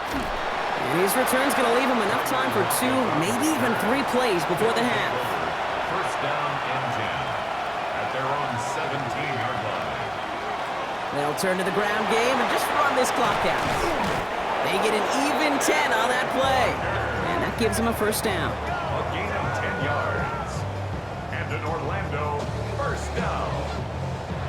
It's a gain of 10. So entering the locker rooms, got ourselves a 2-score game. It's time to hear from Scott Hanson. He's got our EA Sports halftime report. All right, Kate, thanks very much. Scott Hanson, good to be with you from the Orlando EA Sports Studios with an abridged halftime report. This one shaping up to be a tight one, as evidenced by the scoreboard. Both these teams playing it close to the vest in the first half. What will happen in the second half? Let's find out as we send it back to the stadium and our commentary team, Kate Scott and Brock Heward.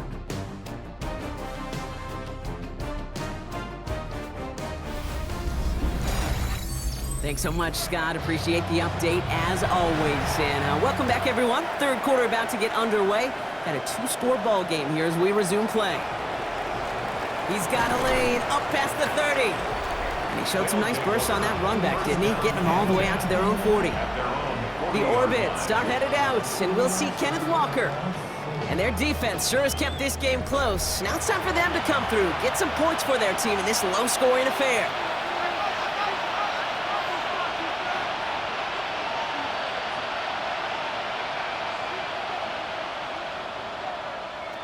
First and 10, it's Lawrence. Batted away at the line, incomplete. He didn't put it high enough to get it over that line. Second down coming up. Brings up second and 10 at the 40-yard line. Lawrence working from the gun. Has him on the quick hitter. And he gets through for a 7-yard gain. Tackle made at the 47. A gain of 7 yards. And it's third down. Lawrence now off the play action. Defender arrives right as the ball does, and the hit knocks it free. Incomplete. Ball and defender arrived at the exact same time there. So it's going to be 4th and short. The issues this offense has been having, well, they extend well beyond third down today. You can just look up that big goose egg on the scoreboard, but now time's not on their side either. And this one's away and looking good. Nice angle on this one, headed towards the sideline. And his job's done, and it is a job well done. That punt fight's deep into enemy territory, out of bounds at the 7. First down, Burrow to throw. Short pass brought in. And he's taken down here at the 16-yard line. Nice spot here for the offense. It's 2nd and 1. A gain of 9. It's Achane on the inside give. Nothing doing on second. They get to him behind the line. Now it's going to be 3rd and longer. Achane again. And ooh, this one does not have a chance. They were ready for that one. And the effort brings up 4th down. You know, I'm not sure what else could have been done there, Kate. Just the right call defensively to come up with a 3rd and short stop. The Armadillos setting out their punter. And he's going to effort this from his own goal line.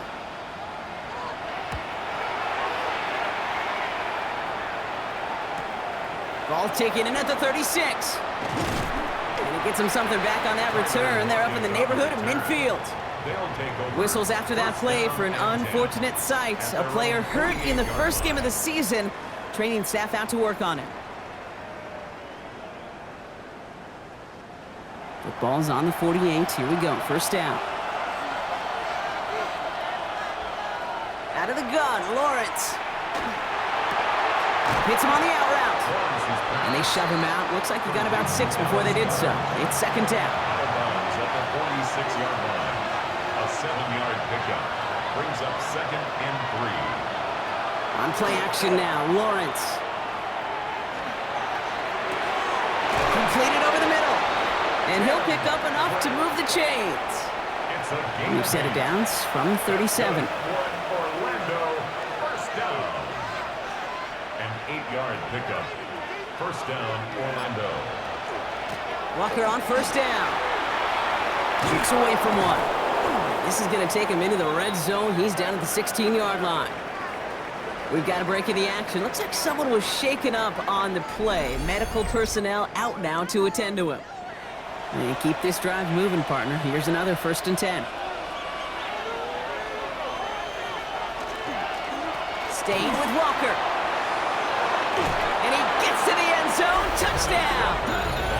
The Orbits shrinking the lead some in the 3rd. Kenneth Walker, the touchdown! So great work by the running back there, Brock. He saw a little bit of space, took advantage, and he took it all the way for 6. So good, Kate. You'll hear running back coaches say this: slow to and then explode through. And that's exactly what he did. Slow to the hole, but explodes for the touchdown. Ryland able to connect on the point after. And the Orbits cut it to a field goal game. Orbits 7.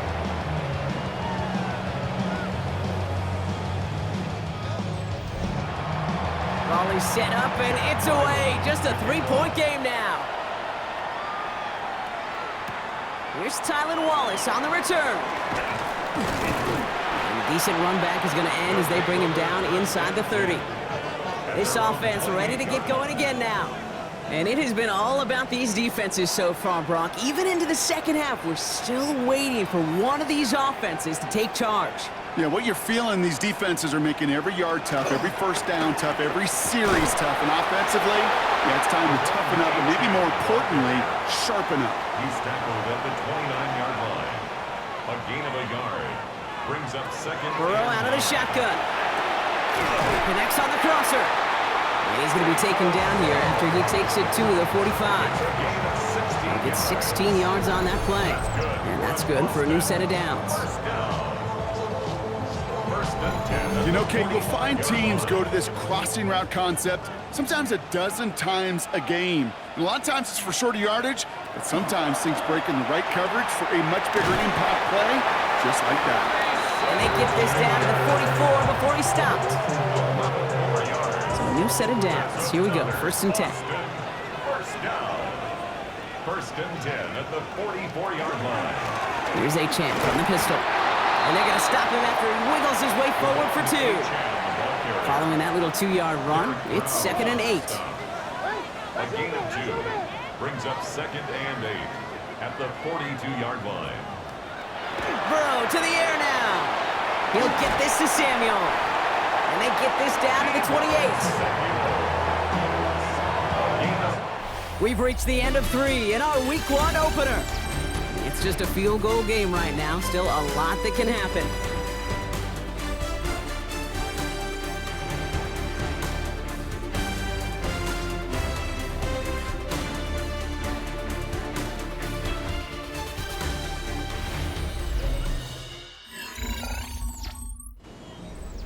Coming to the line for another 1st and 10. They send the tight end in motion. Burrow on the play action. Throw caught at the 6. He will not score, but that does set him up, Brock, with 1st and goal, less than a yard away from the end zone. First down. 1st and goal at the 1-yard line.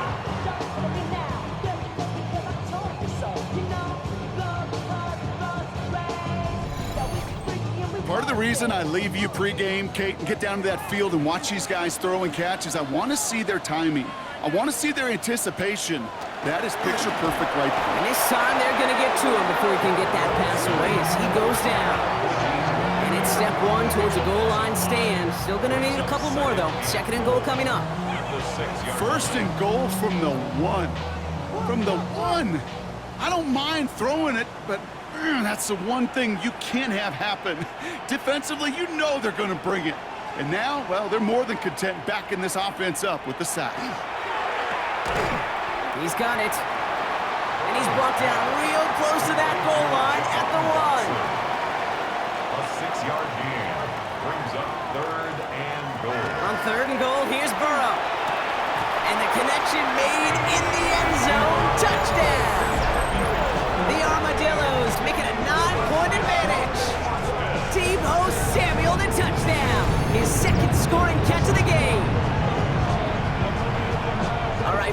think? Was that a design read, or did he just see space and he was reacting more on the old quarterback instinct there?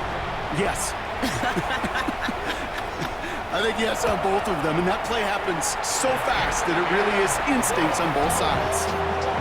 That one splits the uprights. And the Armadillos make it a 10-point ball game. Aubrey now to kick this one away.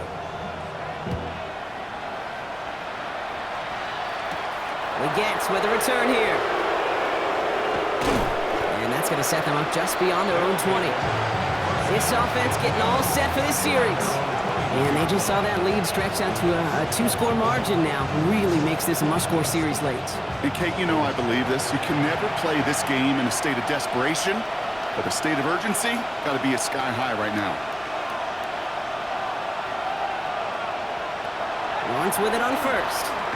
That's Cup on the slant. And they're going to bring him down just beyond the 30 at the 31. Only need the smallest little bit of yardage here. It is 2nd and inches.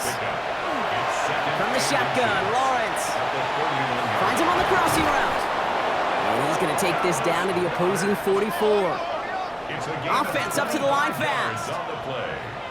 And an Orlando first down. It's a gain of 20. On first down, here's Eckler. And he's going to take this down to the 31 before he gets taken down. After that play, we see some concern from their guys on the field. And now we know why. One of their best players was hurt on the play and is getting worked on. New set of downs for him from the 31.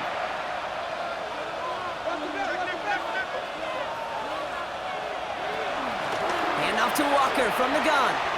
Through the middle. And they're going to bring him down as he makes it all the way to the 12. And those are the hurry up here. More yards. That's another Orlando first down. Going to the ground again on first. And this play doesn't work out like the last snap, right? So you can only get back to the line as the defense all over this one. 1-yard gain brings up 2nd and 9 at the 11-yard line.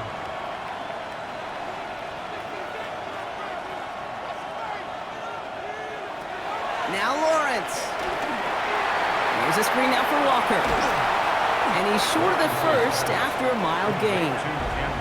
Moving quickly, trying to get set again. And it's 3rd down. 3rd down, Lawrence to throw.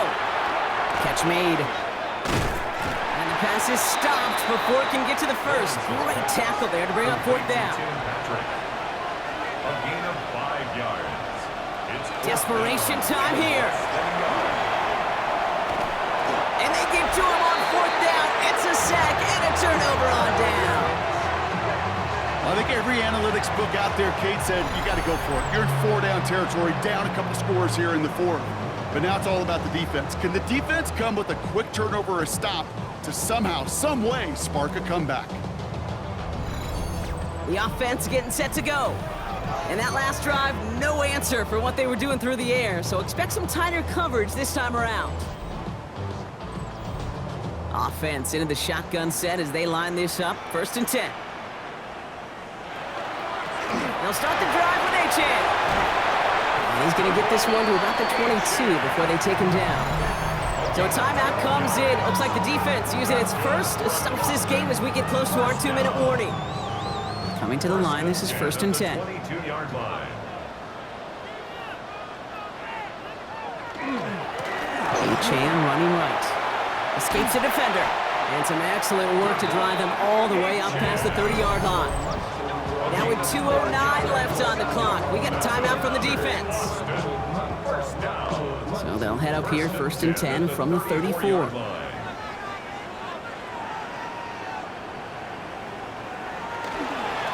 Staying on the ground here with Achan. And the big gain followed by a little bit of a loss here. Defense getting the better of them on that run. And this defense wants the extra stoppage before the 2-minute warning as they take a timeout, 2:05 on the clock. Back to the line they come, 2nd down.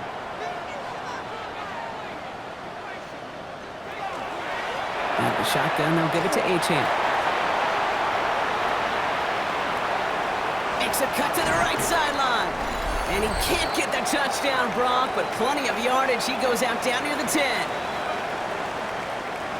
Victory formation here. Looks like they're going to take a knee on first down.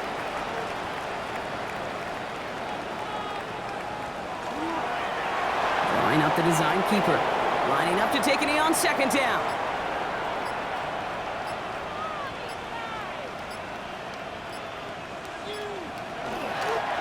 He's keeping it. Gotta get it forward. So hard work rewarded as they take a well-earned win in this one. And this isn't just any 1-0 start for them. They pick up what could end up being a key division victory to have later in this season. Well, that'll do it for us, for Brock Heward and our entire hard-working crew. I'm Kate Scott. This has been the NFL on EA Sports.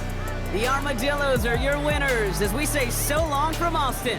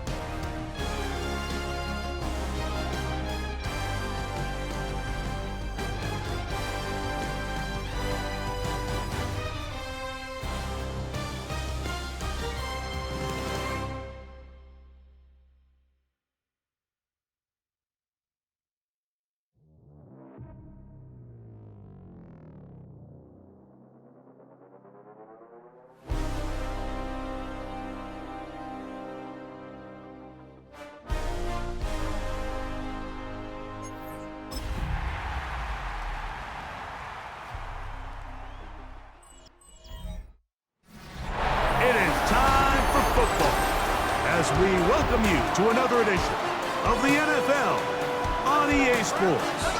Coming up, two teams ready to square off. It's our visiting team and our home team. On the visitor's sideline, their head coach. His team fired up and ready for this one. His counterpart on the other side, the coach of the home team. His guys come in off what he described as a strong week of practice, looking to put one in the win column in front of these home fans.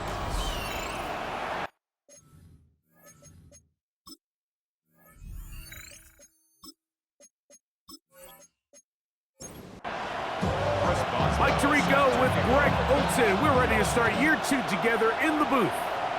And we are underway here on EA Sports.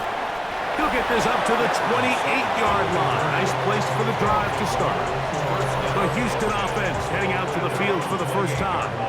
They'll be led by the man from North Carolina, 6'4", quarterback Drake May. And we all know how talented this guy is, Mike, right? From the physical sense, that's obvious. But what really separates him, and it really came through when we had a chance to talk to him this week, is really his ability to operate from the neck up.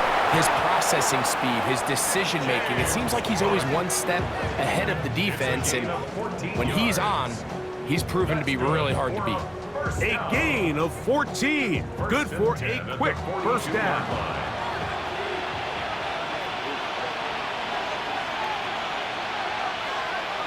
Throwing on 1st and 10 is May. Quickly to the outside and complete. From the 44-yard line, here's 2nd and 8. Out of the gun, here's May. That one caught by Wilson. And they're going to work this down inside the 45. First catch for him on this new season. And it results in a first down. A gain of 14. First down, Oilers. They've done a nice job spreading the ball around. Make the defense have to account for as many different weapons as possible here early. But think back to our conversation with this coaching staff, Mike. They identified this guy as someone they needed to get involved early and often, so that might be his first target. I don't think it's going to be his last. So they come to the line for first down and 10. It's a gain of 10. First down, Houston. May to throw again. Rolling to the left. Now he'll run. And May will not risk it. Into the slide. And he's got the first down. That's another first down. It's a gain of 17 yards. First down, Oilers. In the red zone now. He'll drop to throw. And he'll be taken down. But we have a chance for the first points of this game as they've set up 1st and goal. First and goal at the 1-yard line. Operating from the shotgun, it's May. And he will take this one across into the end zone. Great May. Touchdown, Oilers. It is certainly an ideal way to start a season, Mike. You get the ball first, you come out, you look sharp, you're in and out of the huddle, you're super efficient. Not only do you take the ball all the way down the field, but you come away with 6. And I know they sure hope that this is a sign of things to come, not only for this offense today, but as the rest of this season unfolds. His kick is good. Makes the score Oilers 7, Golden Eagles nothing. 7-0 is our score as this kick is sent into the air. For Houston. On the return, it's Jerome Ford. Now an opening past the 30. A very good field position to start as the return is past the 40. This crowd ready in anticipation. Their offense taking the field for the first time. They're led out by the number 3 overall pick back in the 2018 draft. Out of USC, it's Sam Darnold. Throwing to open it up is Darnold. Forced out wide. Now he takes off.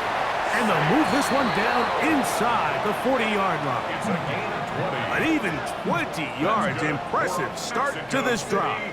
First down. First and 10 at the 39-yard line. First carry of the game now, and here's Breece Hall. Ooh, some hitting going on now. He was rocked right at the line of scrimmage. No gain on the play. They'll try again here. Second and 10. At the 38-yard line. Another run here with Hall. And let's give him about 4 on that one. Big Sheldon Rankins in there for the stop. It's a gain of 5. Brings up 3rd and 5. 3rd and short yardage, and here's Darnold. This one, downfield, for Kincaid. That is going to be hauled in. He's got it. Dalton Kincaid. Touchdown, Golden Eagles. All week we're going to see this play be run over and over as a highlight of the quarterback and the receiver. But, Mike, the part that people don't give enough credit to, in order to get a downfield shot, you have to have time, and what a great job by the offensive line, allowing the quarterback to be comfortable enough in the pocket, let those deeper routes develop, be on time and accurate with the ball, and that's why this play is going to be a highlight all week. Let's give the big guys up front some credit. Each team one possession, each team a score. 7-7 as they kick it off. On the return, it's Kenneth Gainwell. Nice job by the return team as he takes it across the 30-yard line. The Oilers offense ready to possess the football for the second time. All even here in this opening quarter. And the drive will begin with first down.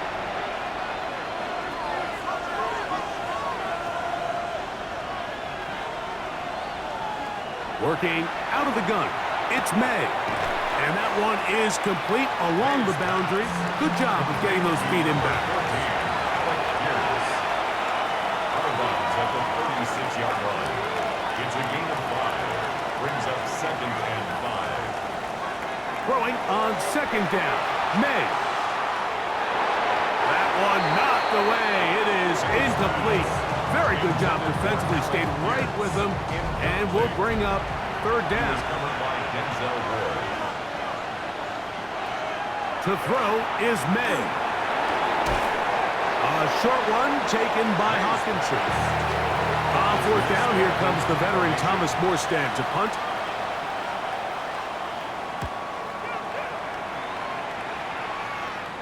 A fair catch signaled and taken at about the 18-yard line.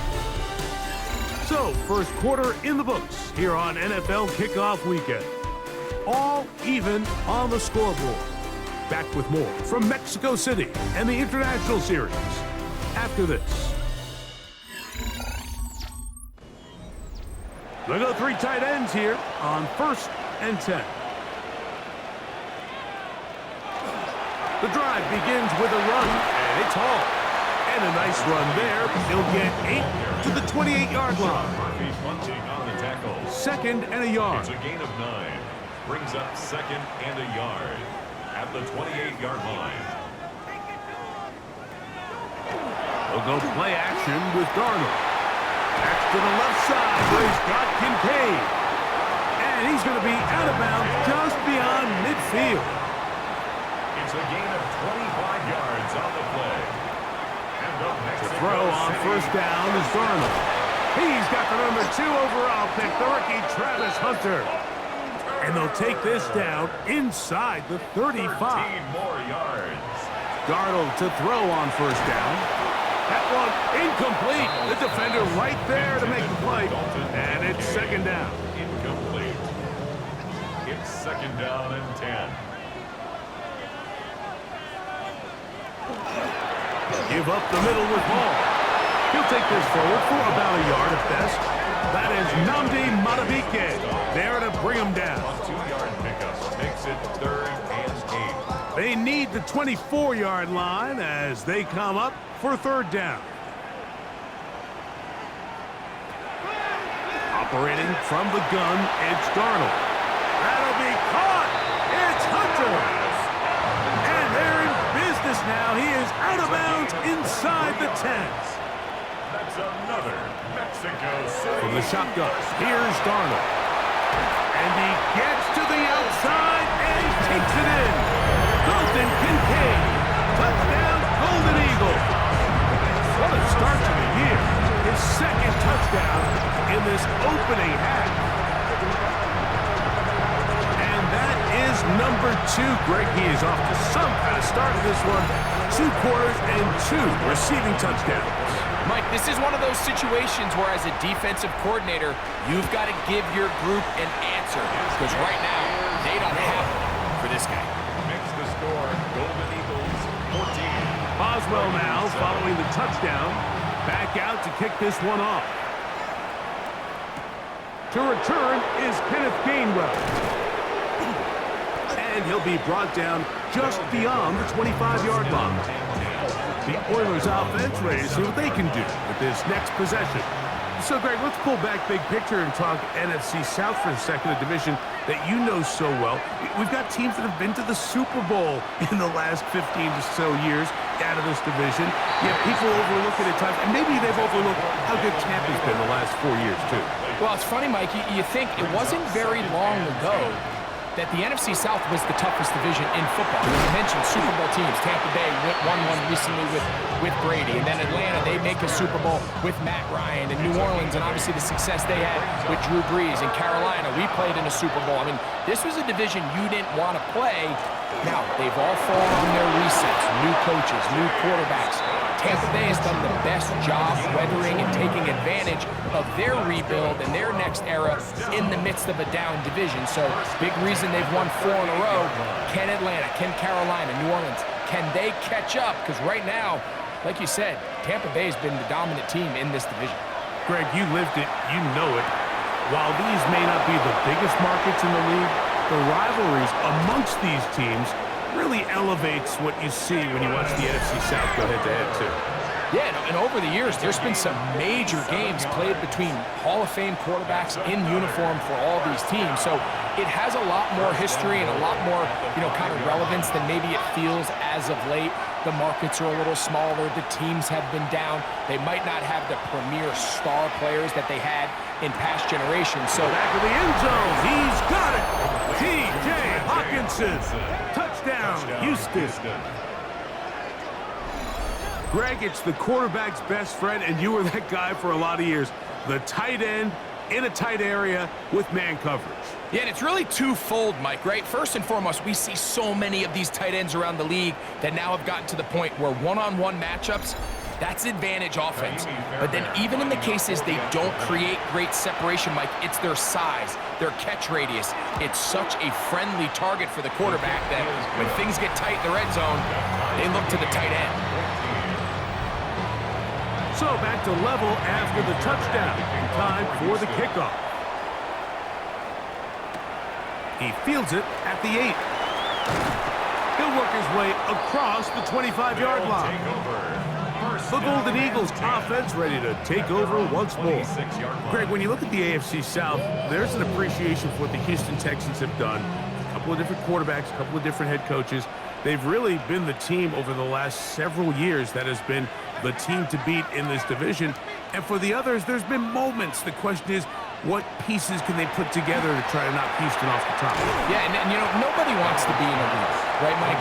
Your coach got fired probably for a reason. You're drafted at the top of the draft order for a reason. Typically means things didn't go great. But if you're going to rebuild, I'll tell you, you want to do it in a division where there's a lot of wins on your schedule, and that's certainly the AFC South over the last couple years. So as bad as things feel if you're Jacksonville and Tennessee, the fact that there's not a big dog in your division, your ability in trouble, and down he goes. Now this defense will use the first of their timeouts as they'll discuss what's to come. Fourth down is looming. On fourth down, the longtime special teams ace, Johnny Hecker, on to punt. Now fair catch is called for and made right there at the 45. The Houston offense going to make their way back onto the field. They'll work in a tie game here in the second quarter and get started with 1st and 10. May going to look to throw. He'll be forced to just throw that one away. It's incomplete. We'll try again. It's 2nd and 10. Throwing now is May. That's taken in. It's James Cook. And he'll get about 3 here on 2nd down before he's out of bounds. Throwing on 3rd down is May. Catch made right side by Wilson. 15 yards on the catch and run for the 1st down. 15 yards. Complete to Garrett Wilson. 1st and 10 at the 36-yard line. And now you can see they're really getting in rhythm in this 2-minute drive. Now after that last completion, Mike, they cross midfield. Now the mindset goes to, all right, we got to come away with some points.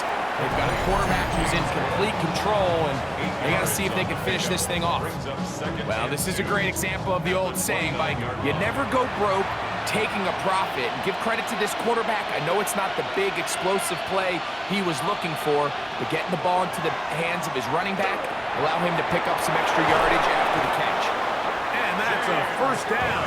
It will be a gain of 8. There's this misconception out there, Mike, that in the NFL, you have to run the same amount of run plays as you do pass plays. And as you're seeing in this drive, you can fall on one side of that coin a little bit more as long as you're able to remain effective and efficient. So far, their passing game has dominated here early, and that last pickup leads to a 1st down. May to the air once more. That's to the end zone, but it is incomplete. They let a golden opportunity slip away on that one. That's the matchup that they wanted. They just couldn't quite capitalize on it. That one, take it in. Garrett Wilson. Touchdown, Oilers. Pretty interesting sequence of play calls here, Mike. You can tell going into this game, they felt their matchups down here deep in the tight red zone were better through the air than maybe they were necessarily on the ground. We see 2 back-to-back throws. The second one, though, results in a touchdown. Now Fairbairn for the extra point.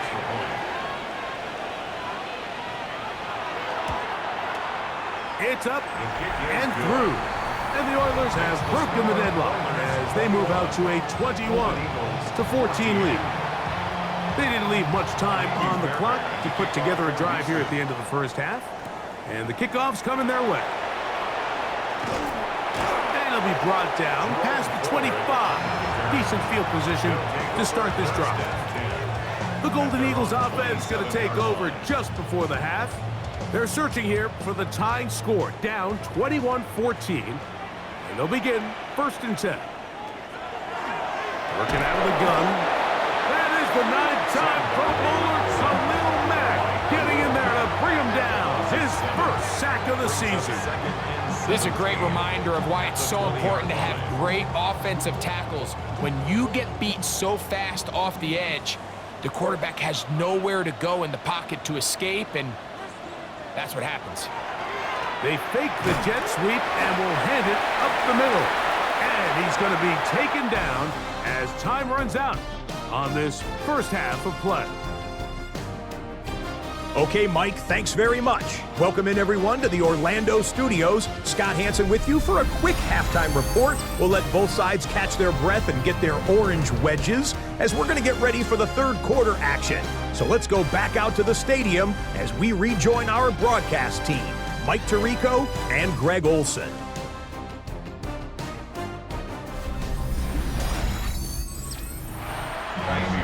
Okay, Scott, thanks a bunch. We'll see which team's adjustments will pay dividends here.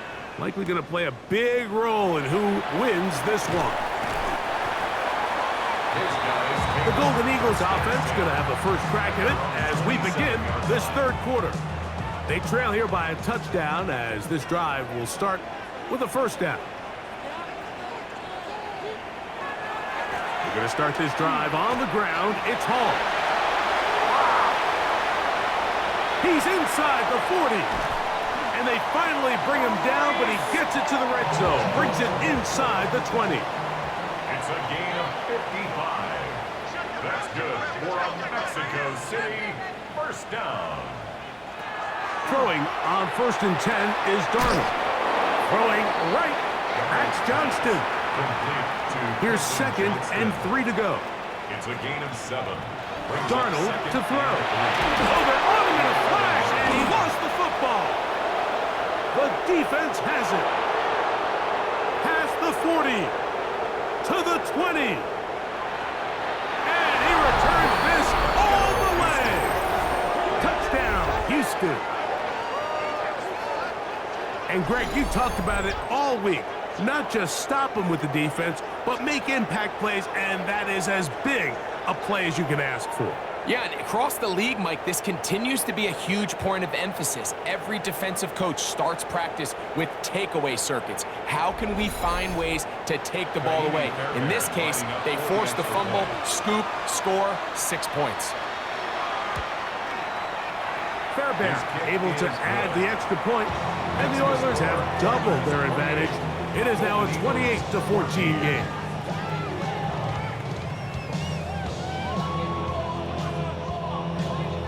And so after the touchdown, here's Fairbairn to kick it off. Here comes Ford on the return. Nice job on the return. He's down close to the 35-yard line. The Golden Eagles offense ready to get back to work. They trail by 2 touchdowns, so the time is now. Got to get that rally going. It starts with 1st and 10. Again, here's Hall. And he's able to push through the tacklers to pick up 6. I think every running back's dream is that he's going to run through a wide open hole and have breakaway touchdowns, but that's not necessarily the case very often in the NFL. So the backs that are the best are the ones that can get more yardage than maybe what's blocked for. And I think this is a nice physical game here that they can continue to build off of as the game unfolds. Set to go now on 1st and 10. They give to Hall. And somehow he's going to get a yard out of this and fought through that first contact. It'll bring up 2nd down. A gain of 2. Now Darnold. To the middle of the field. He's got Johnston. And they'll work this close to a 1st down, maybe just a tad short. It's a gain of 8. On 3rd and a yard, here's Darnold. He's got the 1st down and more than that. And he's going to be taken down right at the 25-yard line. It's a gain of 22 yards. That's good. Motion man is Johnston. 1st down. Darnold now on 1st and 10. And he might have waited just a bit too long there as he throws it incomplete. Looking to set up the screen, but the defense wouldn't give him the time. Darnold to the air once more. That one's incomplete. Good coverage there. Made it uncomfortable for the receiver. Couldn't hang with it, and it brings up 3rd down.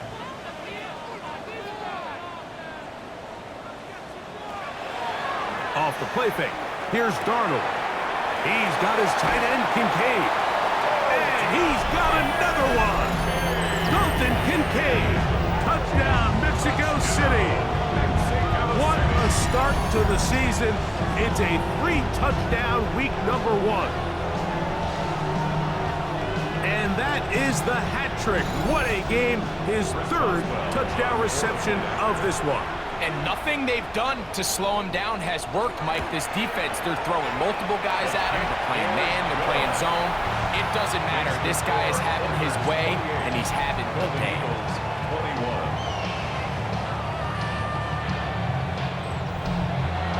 Boswell now following the touchdown. Back out to kick this one off. This returnable from the 4. And he'll be brought down right around the 25-yard line. The Oilers offense and receiver Garrett Wilson getting set for their next drive. They lead by a touchdown as this drive begins with 1st and 10.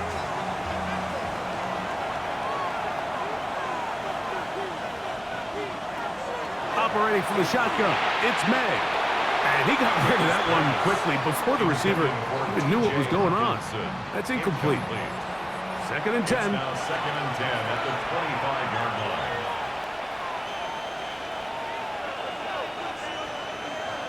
From out of the gun, here's May. Quick throw here is complete. And he'll be brought down up past the 35-yard line.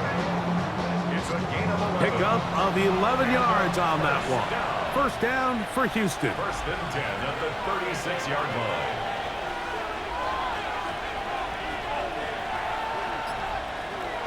Working out of the gun, it's May. Pass is caught by Gray, right side. Ball on the 40 now. Here's 2nd and 6. 2nd and 6 at the 40-yard line. May to throw again. Gets it away quickly, and it's caught. And it'll be a short pickup. That's not enough for the 1st down. Here's 3rd and 2. Pickup on the play. And it's 3rd down.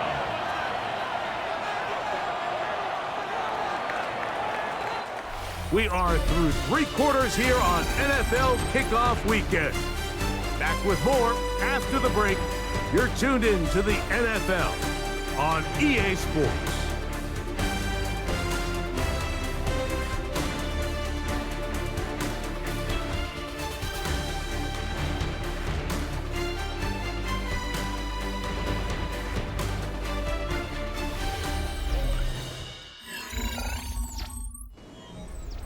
This crowd into it now as we get to 3rd down.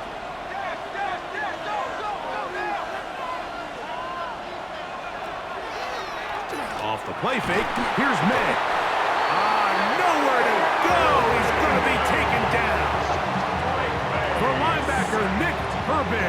taking him down for the first sack of this new campaign. As this clock continues to tick, we're getting dangerously close here to do-or-die territory. But after that third down sack, real good chance of getting off the field. No points allowed. We'll see if their offense now can do their job, because defense certainly did theirs. The Golden Eagles offense ready to get back at it. We'll try to establish some tempo as they start this one with 1st and 10. On play action, here's Darnold. He'll take a shot down the middle of the field. That ball's broken up. It is incomplete. They tried the shot on 1st down, couldn't connect. It'll bring up 2nd down.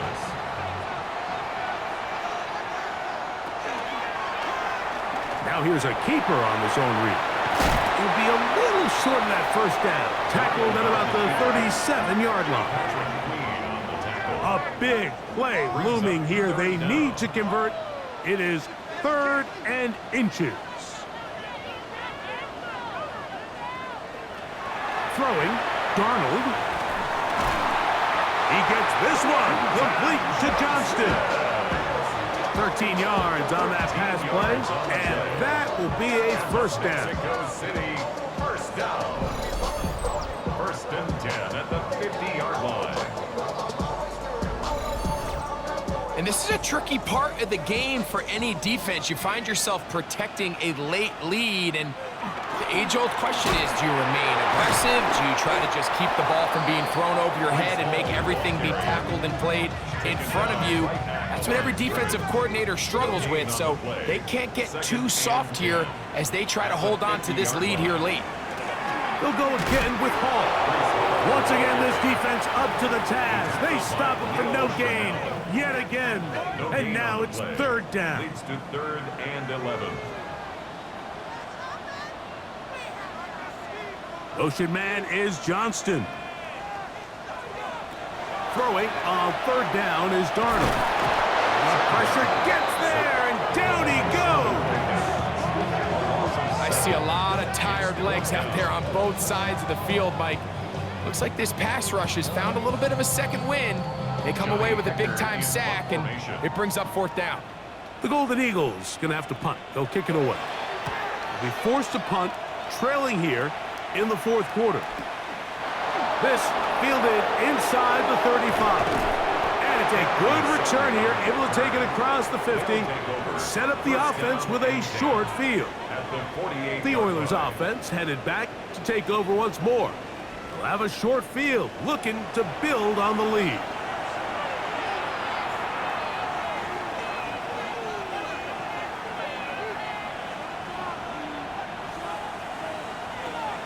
They'll go play action with May. That's caught left side by Hawkinson. No chance to get away. He's going to be knocked out of bounds right at the line of scrimmage. A gain of a yard. May to throw on 2nd down. Short throw caught by the tight end, Gray. And he gets him 6 yards closer before going out of bounds. And it's 3rd down coming up. To throw is May. He's got his man. Complete to Wilson. And it looks like he's going to have the 1st down. The defense was right there, but a gain of 2. Good enough for the 1st down. It's a gain of 3. 1st down, Houston.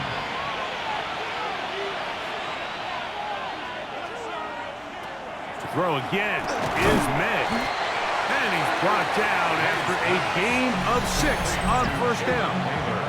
The defense uses its 2nd timeout here, and don't forget, clock going to stop when we hit the 2-minute warning as well. From the 31, here is 2nd and 4.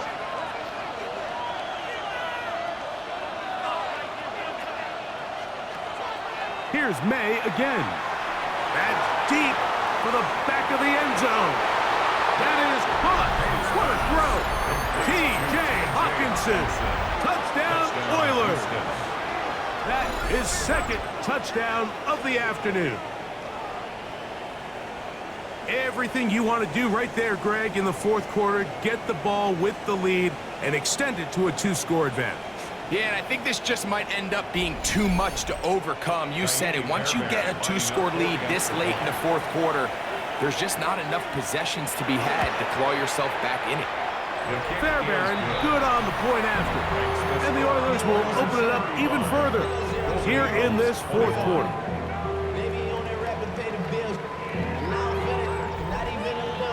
And so after the touchdown, here's Fairbairn to kick it off. Here comes Ford on the return. Oh, he's got room past the 30. And their drive will begin at the 30-yard line. The Golden Eagles offense and Breece Hall getting set for this next drive. And it's hard to believe you could run the ball a whole lot better than he has. The vision, the cutback ability, the acceleration, the stats. It has all been on display throughout. The ball deflected at least a couple of times, but it'll fall to the ground. It's incomplete. They'll try again here. It's second and 10. At the 30-yard line. The tight end Kincaid in motion. Throwing on second down. Darnold. Pass caught by Hunter. And he'll be taken down as the clock ticks towards 2 minutes to play. It's a gain of 6. Makes it 3rd and 4. Big play in the game right here. It's 3rd down. They'll drop to throw. That is incomplete. Here we go. They're down to what could be their final play. It's 4th down. A great pass rush is like a closer in baseball. When you bring them into the game, it's all but over. That's exactly the case here. It doesn't result necessarily in a sack, but it was the hit that altered the throw just enough to end that play before it started. Now or never, they'll throw on 4th down. Darnold's pass intended for Keenan Allen. Incomplete. It's a turnover on down. The Oilers offense ready to take over once again. And barring mistakes, they should be able to kneel this one out and finish it off. Only one timeout remaining for the defense.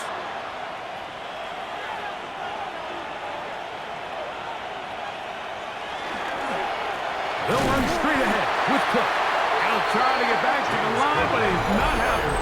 Gonna lose a yard. And now at 152, the defense will pull the plug there as they take a timeout. Last play went the wrong way. It sets up 2nd and long. It's 2nd down and 12. They'll keep it on the ground with Cook. And he'll get this ahead. Gain of about 4. And it leads to 3rd down. It's a gain of 4. And it's 3rd down. On 3rd down, they go with Cook. And this defense holding their ground. They'll stop him for no gain. 4th down, straight ahead. In these situations, Mike, you really just have 2 options. You can either try to force the issue and push the ball downfield, looking to get past the sticks, or the second option, which you saw here, try to catch the defense in pass mode, sneak a draw. In this case, they're ready for it. No gain, 4th down. And this is what you want. I mean, you clearly have the advantage, but you want to continue to apply pressure. Can you score every time you get the ball? They're able to do that here. They tack on 3 and extend their lead. This is fielded inside the 5. And he'll be brought down just beyond the 25-yard line. The Golden Eagles offense getting their final instruction before heading back onto the field. Well, Greg, this is going to take a lot of self-reflection here. You build up so much for the season opener.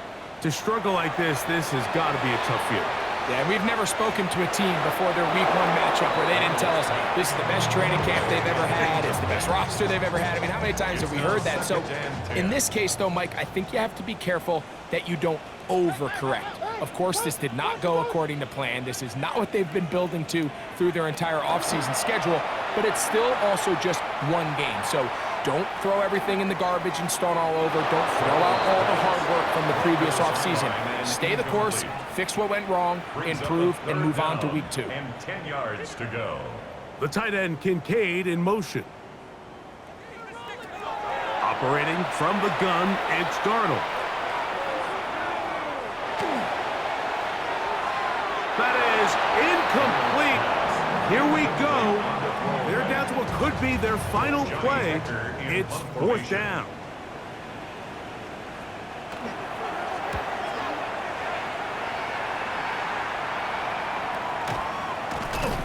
And he'll be brought down there, and that'll put a wrap on this one. Time has expired in this 4th quarter. So it's a win for our visitors. They move to 1-0, getting the victory to begin the new campaign.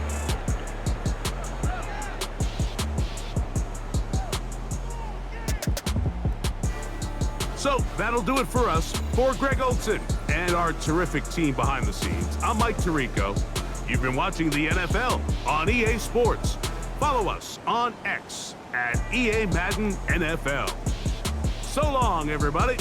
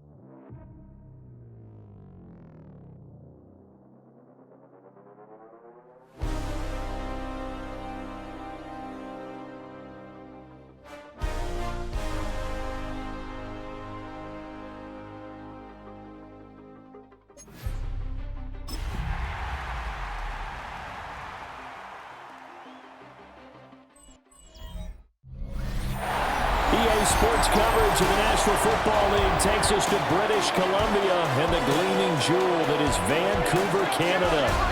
Today, it's the opener of a new NFL season, as it'll be the Aviators of Buenos Aires taking on the Lumberjacks of Vancouver. On the visitors' sideline, their head coach. His guys ready to get this one going. His counterpart on the other side, the head coach of the home team. His guys ready to feed off the energy in this building as they try to win one in front of the home crowd.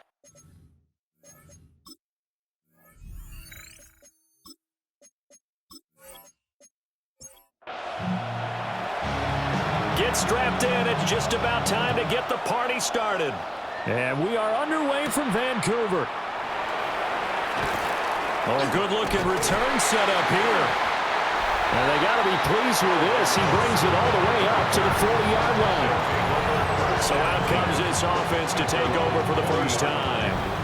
They'll be led out by a longtime starter in the NFL, a former #1 overall pick way back in 2009. It's Matthew Stafford.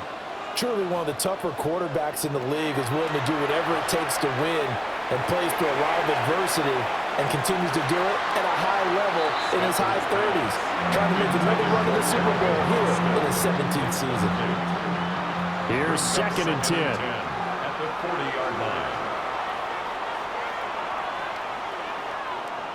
Stafford now to throw.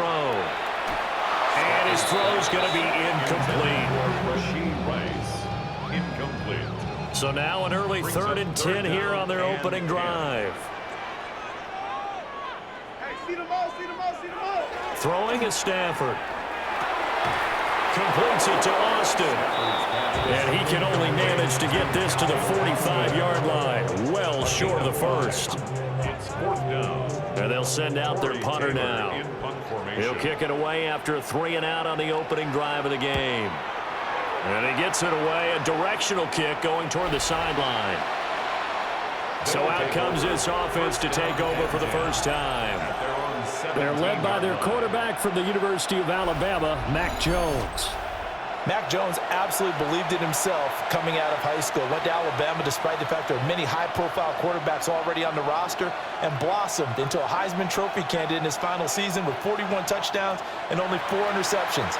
Steady, consistent as a passer, doesn't have the biggest cannon for an arm, but can stretch the field and lay those passes in on the deep ball. A gain of 9 brings up 2nd and 1. Throwing Jones. That's complete to Slayton. And this one will go to the 28-yard line. 2 yards on the pickup, and that's all they needed to move the sticks. For a Sorry's first down. 1st and 10 at the 28-yard line. They'll run. This is Jonathan Taylor. And he is met at the line of scrimmage, and he goes down right there. 2nd and 10. Brings up 2nd and 10 at the 28-yard line. Now Jones. Throw left side, taken in by Slayton. 3rd and 3. A gain of 7 yards. And it's 3rd down. Off the play fake. Jones. He's got his target. That's complete. And he'll have it past midfield almost to the 40 before being taken down. Gain of 24 yards. And the Buenos Aires. They'll look to throw now on 1st down. And he can't find anywhere to go with it, and he goes down. It'll only be a loss of a couple, but the pressure gets home on 1st down. Well, you don't usually get a sack from a nose tackle spot, but we got one there. No, we don't, and a lot of the times in passing situations, they end up off the field anyway. So how happy was he to work his way back to the quarterback and put him on the ground? He's going to end up with a nickname after something like that, some Big Jelly or something like that. A long way to go here on 3rd down for the 8th play of the drive. Makes it 3rd and 11.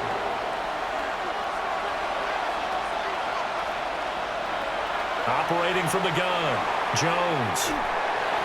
And he'll just toss it away. So he throws it away, and that brings up 4th down. They're bringing a lot of pressure here already in the 1st quarter. Already sacked him once. Got to get in there and knock another one away. You think maybe that Tucker rule being gone makes defenses a lot bolder? Yes, indeed. That time, lucky that the arm was going forward. Incomplete pass. Back onto the field comes this offense, ready for their 2nd drive. They were forced to punt on their initial drive of the new season. Now they're ready to go as they begin again with a 1st and 10.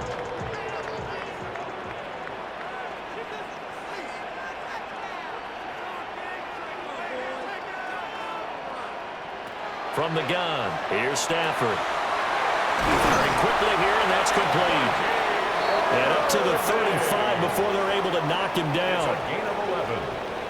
And a Vancouver 1st down. 1st and 10 at the 35-yard line. From the shotgun now, here's an inside give. And he'll lose yardage. Brought down at the 32. A loss of a full 3 yards, and now it's 2nd down.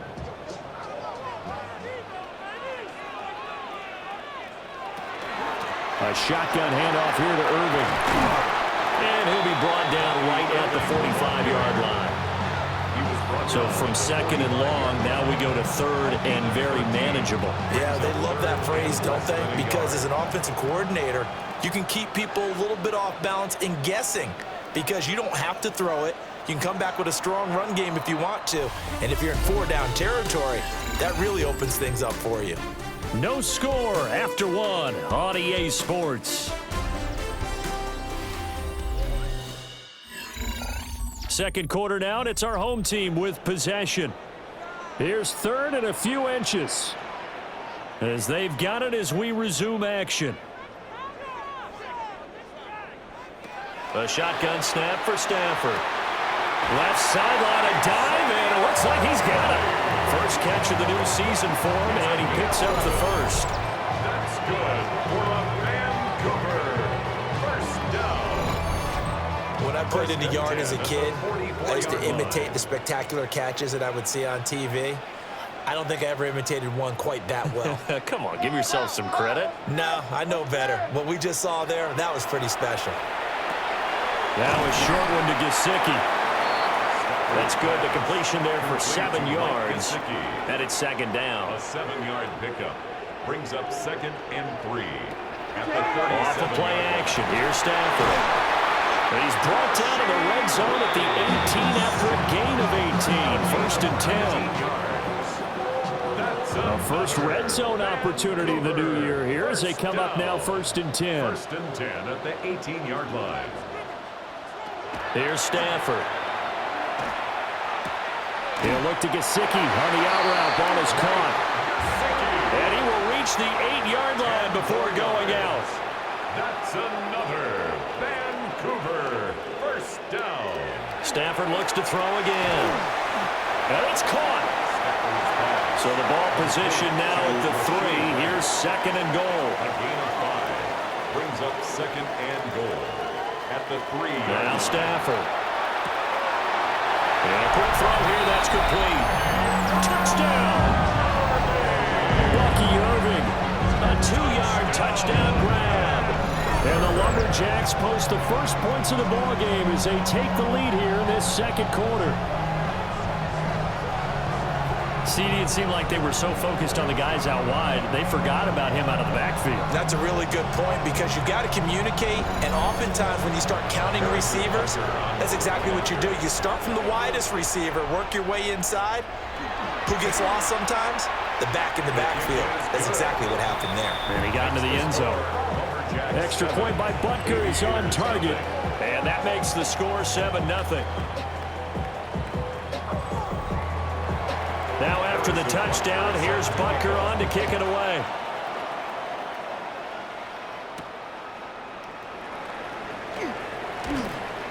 And able to get this out to the 25. Back onto the field comes this offense, ready for their second drive. They'll be looking to match that touchdown from a moment ago. 7-0 is the score as they begin with a first down.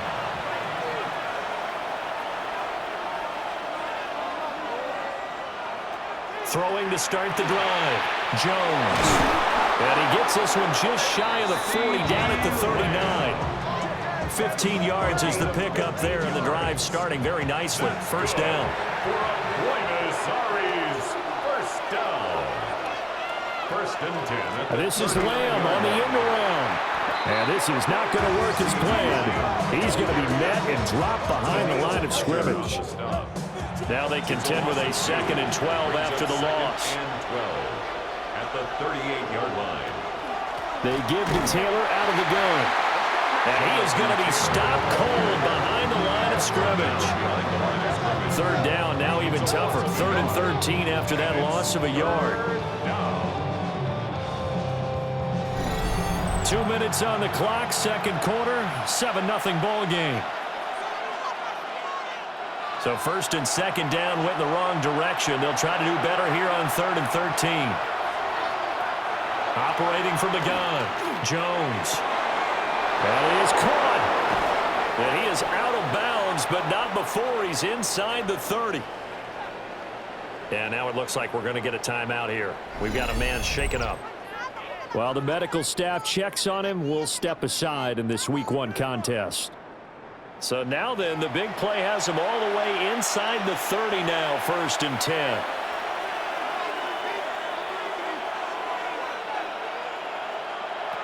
Looking to throw. Jones. Give him a gain of 5 on the completion, and it'll be 2nd down. Operating from the gun.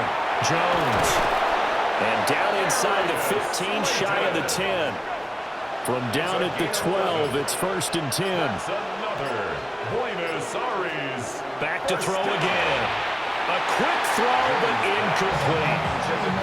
Really good coverage all over the field and took away his intended read and almost dared him to try for his guy out of the backfield. No surprise on that one. It doesn't connect. Throwing again on 2nd and 10. Jones. And this throw incomplete. Well, the defender all over him that time, and it's going to lead to 3rd down. Brings up a 3rd down and 10 yards. They'll stick with the passing game as he looks to throw. Touchdown! Michael Pittman. A 12-yard touchdown grab. And the Aviators are on the board here in the final minute of the first half. After nearly 30 minutes of football, that touchdown puts us in a position where if they make the extra point, we're right back to even before we start the second half. Ryan Fitzgerald now to add the extra point. And he starts his new year off on the right foot as well, as this kick is good. So a nice drive put together there. They go 75 yards in 9 plays. And it was capped off on the touchdown catch by Michael Pittman. So all even at 7 now as they kick it away. And they will wrangle him down a couple yards shy of the 30. Back out comes this offense now late in this first half. And we're under a minute to go here. What's been an even first half all tied up. Yeah, still time to make something happen, too. Couple completions, you string them together, could get in the field goal range. Let's see what happens. Now the offense going to use the first of their timeouts as they stop it with 28 seconds to go in the first half of play. 2nd down in the yard.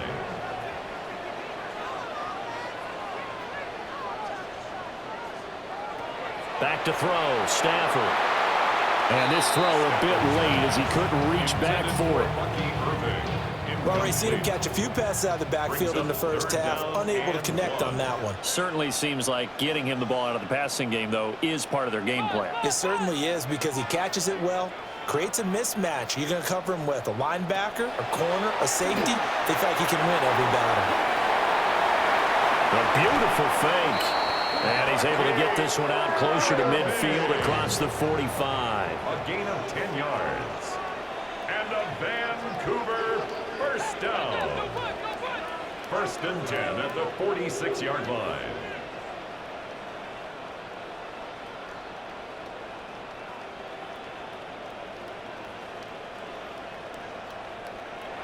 Throwing again is Stafford. Austin brings in the quick throw. Now another timeout called for by the offense as they stop it with 16 seconds to go in half number 1. First down. 1st and 10 at the 43-yard line.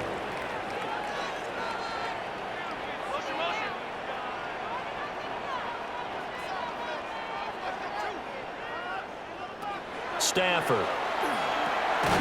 Now a short one to Gesicki. Now the offense will burn their 3rd and final timeout. And with halftime on the horizon, they'll be out of timeouts from here forward.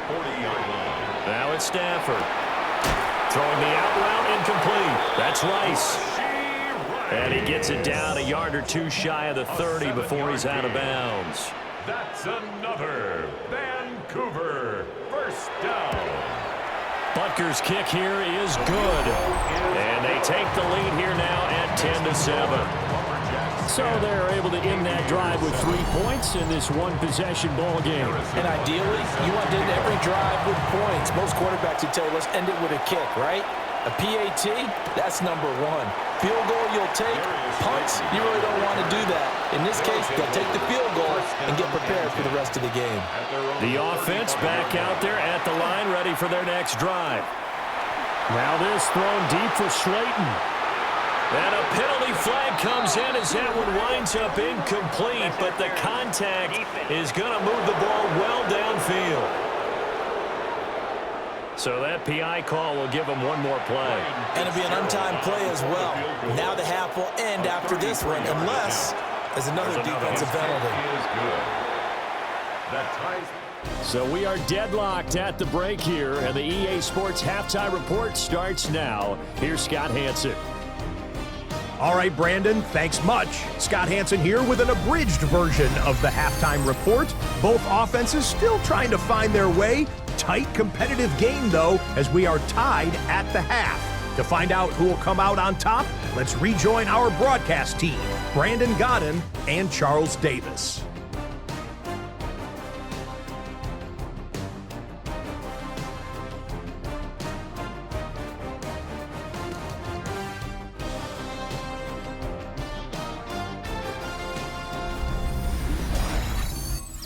Scott, thank you very much. We are ready to get started here with the second half.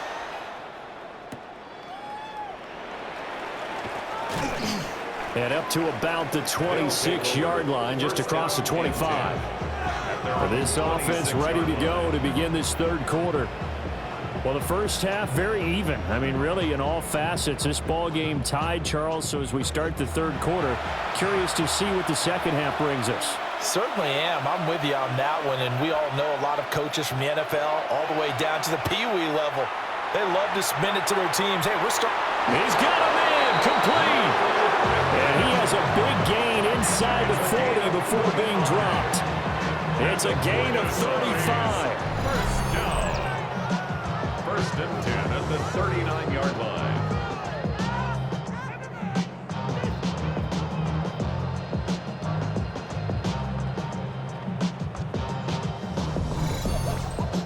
You just had the feeling that sooner or later someone was going to come up with that one play. Neither team has really done a whole lot offensively, but here's one that pays off. Can't get away, and he's taken down. They bring a man off the corner that time, and he gets home for a loss of 6. So a nice bounce back there defensively after giving up the big play. Yeah, you can either get down on yourself or you can get motivated. And that time, they dropped him for a loss. So I would say that they got motivated and made the play. Catch made by Slayton. And he'll go out of bounds after taking it a little further down inside the 40. In need of a conversion on third down. They had the big play to start the drive. Not much sense. The toss here completed to Pittman. So just 3 yards on the completion there. And it'll be fourth down. A 51-yard attempt. And his kick is right there. It's good. And they will take the lead at 13-10. Well, they don't get a touchdown here on the opening drive of the third quarter, but I think maybe you still say mission accomplished as they come away with the lead. No, absolutely. You keep the pressure on, right? You go downfield, get some points up on the board, and hope that you've motivated your defense to take the field and hold that lead. And he's up across the 25 and down at the 28. Now we take a glance at the offense as they work their way back out for their first possession of the second half. And they find themselves down on the scoreboard following the field goal a moment ago. And I think even though they trail in the game now, I would consider that a win for their defense, and that's probably what they're telling the offense when they get to the bench. Hey, the onus is on you guys now. Get back out there and get us the lead back. Now Stafford. This one finds Austin out right. And he'll be taken down, but not before they work it across midfield. The extra effort after the catch makes it good for a gain of 26 and also a first down. First down. First and 10 at the 46-yard line. To throw is Stafford. Now they set up the screen. That's complete. And they'll wind up getting this to the 37. Gain of 9. 10 yards on the pickup. It's second and inches. Now a play fake it at Stafford. He'll get this complete to Worthy. And he's going to get this inside the 30. It's a gain of 11. And a Vancouver first down. Again, it's Stafford. They're unable to connect, but a late flag comes in. And the contact may have come too early. The penalty moves them into the red zone here on 1st and 10.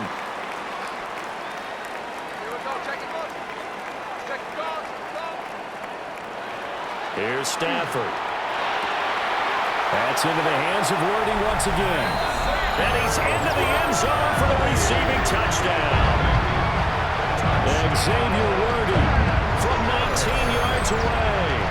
And the Lumberjacks have retaken a third-quarter lead. So a very strong first drive in the second half, Charles, as they turn that halftime deficit into a third-quarter lead. And they were pretty purposeful there, weren't they? Measured in their approach. But, boy, they executed awfully well, moving the ball down the field. Extra point by Butker is on target. And that will make this a 4-point game. Aviators 13. Now after the touchdown, here's Butker on to kick it away.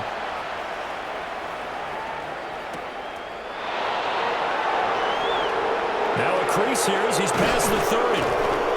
And a good return, able to get out across the 35 to the 36. The Buenos Aires offense back out now.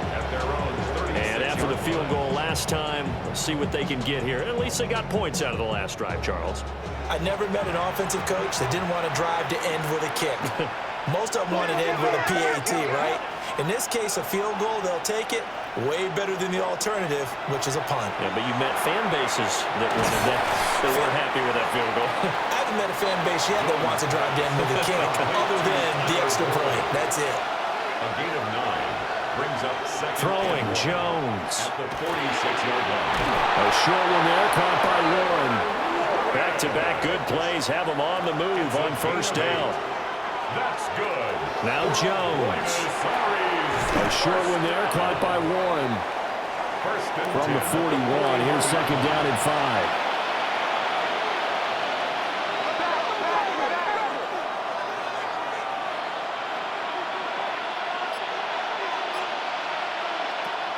They'll look to throw again. They'll get this one to Pittman. And he's taken down inside the 30. He's now just 3 yards shy of 197 yards receiving on the contest and a first down. First down, Aviators. We are through 3 quarters here on NFL Kickoff Weekend. We'll return with more after this. You're watching the NFL on EA Sports.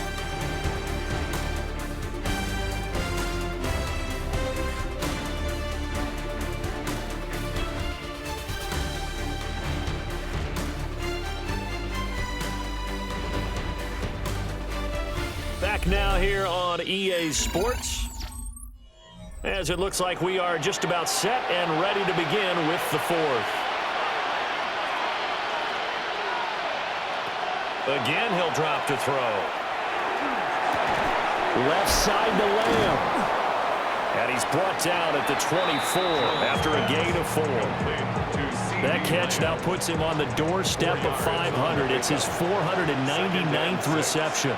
At the 24-yard line. From the 24, Jones.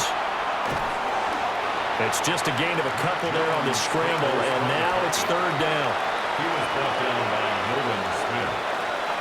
A 2-yard gain. Back to throw. Jones. And this one dropped in the end zone. Looked like a touchdown, but not to be, and now it's 4th down. That's some good closing speed there defensively, because that looked open for a minute. But that's great work with the ball in the air. Never gave up, converged on his man, and broke the play up.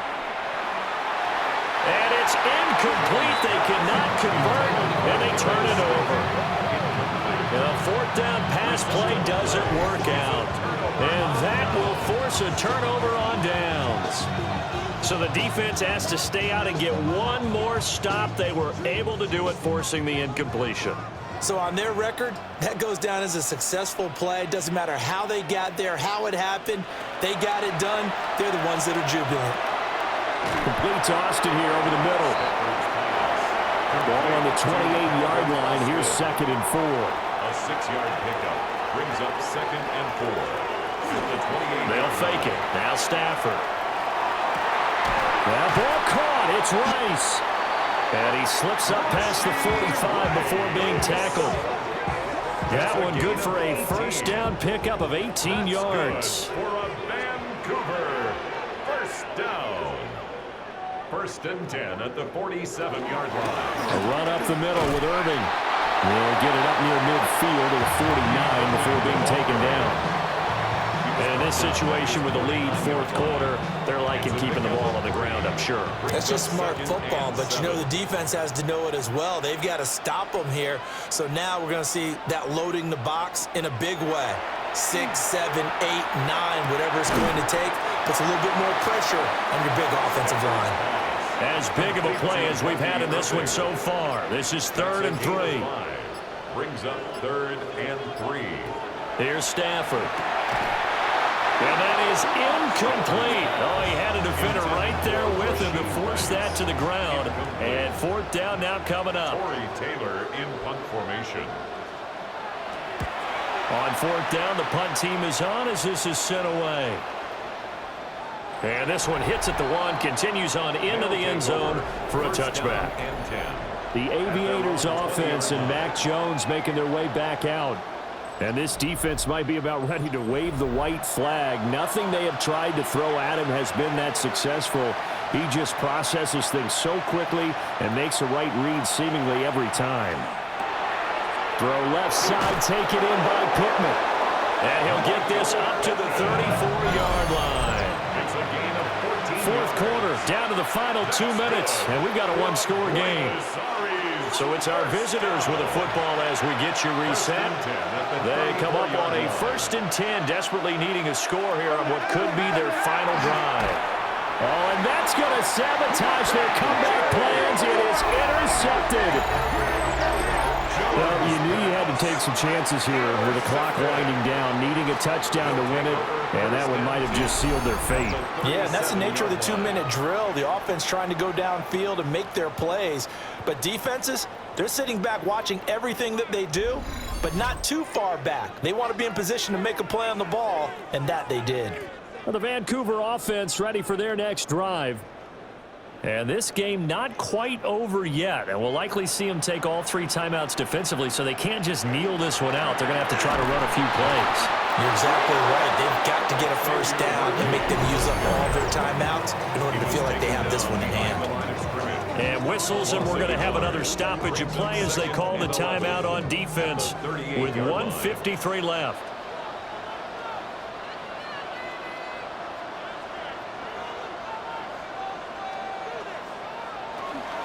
They run out of the gun with Irving.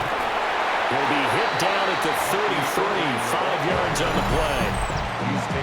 Now a second timeout called for by the defense as they'll head to the sideline and talk over what to do next. So 3rd down now. They need the 27-yard line for a first. Stafford now to throw. And that will be incomplete. Well, he's smart enough to avoid the taunting rule, but I'll guarantee he quietly has told them, you might want to stop coming after me downfield because I just broke up another pass and took away a big shot that you were trying to succeed with. Butker's kick here is good, and the drive will wind up yielding 3. From a defensive perspective, though, I think maybe they're saying, hey, we did what we needed to do, kept this a one-score game. Yeah, without a doubt, because they were able to bleed some time off the clock, right? Put themselves in a good position, but it's not out of reach yet, okay? Being able to hold them to a field goal means that they do have a chance to come back and win this game. The situation for them offensively as follows. Down 20-13, a minute 38 to go. They need a touchdown to the PAT to tie it as they come up 1st and 10.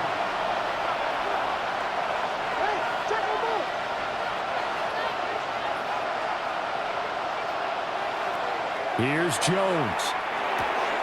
That's complete to Lamb. And they get him down, but not before he takes it across the 40-yard line. It's a gain of 14 yards. And a Buenos Aires first Now down. Jones. Finding Pittman.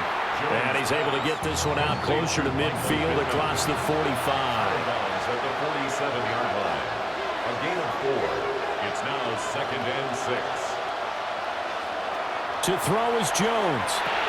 A short one there, caught by Warren.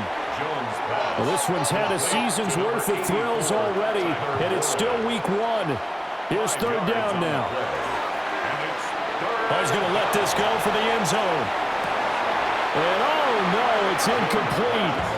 Well, it's a touchdown if he holds on, but somehow took his eyes off of it, falls to the ground, and brings up 4th down.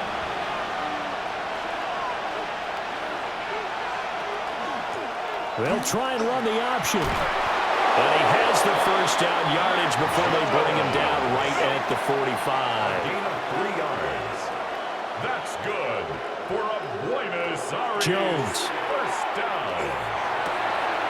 That ball caught by Slayton. And they'll wind up getting this one all the way down inside the 20. 28 yards. That's another Buenos Aires first down. 1st and 10 at the 17-yard line. What a drive this has been, just chewing up the yardage, and here's one of their best plays yet as they finally get down into the red zone and look to finish this off with 6. Rifling one complete into the hands of Marshall. Now the offense will burn their 3rd and final timeout as they get it with 16 seconds remaining on the clock. Buenos Aires Jones. first down. Now he's going to step. And he is across and in for the score. And now they can tie the game in the final stages with the extra point. Or they can go for 2 and go for the win. Yes, sir, that touchdown puts them in striking distance. And let me tell you something, forget being conservative here. Go for it, go for 2. Well, going for it on the road. Want to win it right now. Well, win it right now, have the momentum, go ahead and get it done. Now the defense going to use the first of their timeouts. That'll leave them with 2 remaining. We'll be back after this. And now they're going to go for 2 and a possible win as this crowd rises to make things difficult. For a 2-point conversion. Now Jones. And they do not get it. It's incomplete. They went for the win, and the big gamble does not pay off. I know we have individual minds, but I think we're thinking as 1 on this one, and 1 was the number, wasn't it? Yeah, kick the extra point. Now you need a miracle. You need an onside kick quickly and to do something spectacular. I mean, going for 2 there, either they felt like this is all we've got left, we've got to win it right now, or they've got some incredible miracle special teams play to get the ball back and give them one last chance. They had to go for it with no timeouts remaining, though. Now this one's as good as over. They gave it an effort. They tried their best, did everything they could to try and get the ball on the onside kick. You're exactly right. They had to try it. It was their only option. And now this game is done. Just take it, kneel, and call it a day. Well, CD, always a little extra excitement for week 1, and one of our early window games here in week 1 on a Sunday comes to a close. Good to be back in the booth with you, my friend.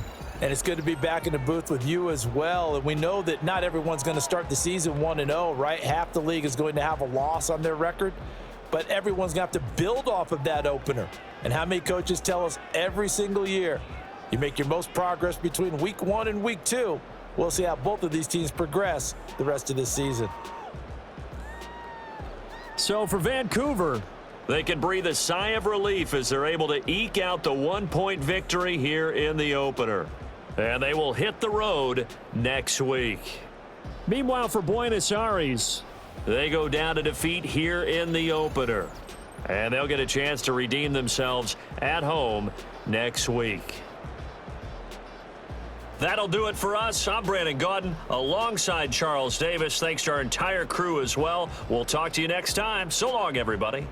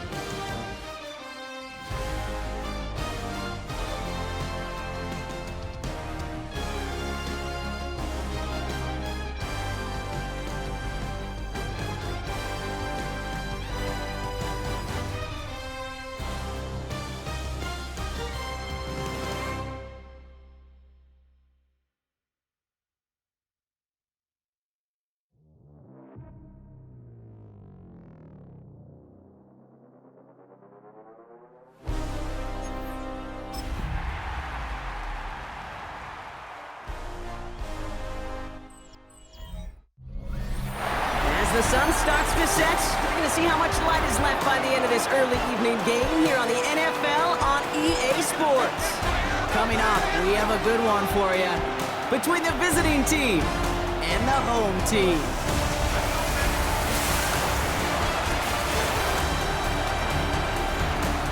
On the visiting Pioneer sideline, that is their head coach. These guys just about set to go in this one. On the opposing sideline, the head coach of these Nighthawks. These guys making a long trip home from their International Series game last week, so not as much time as usual to prepare for this one.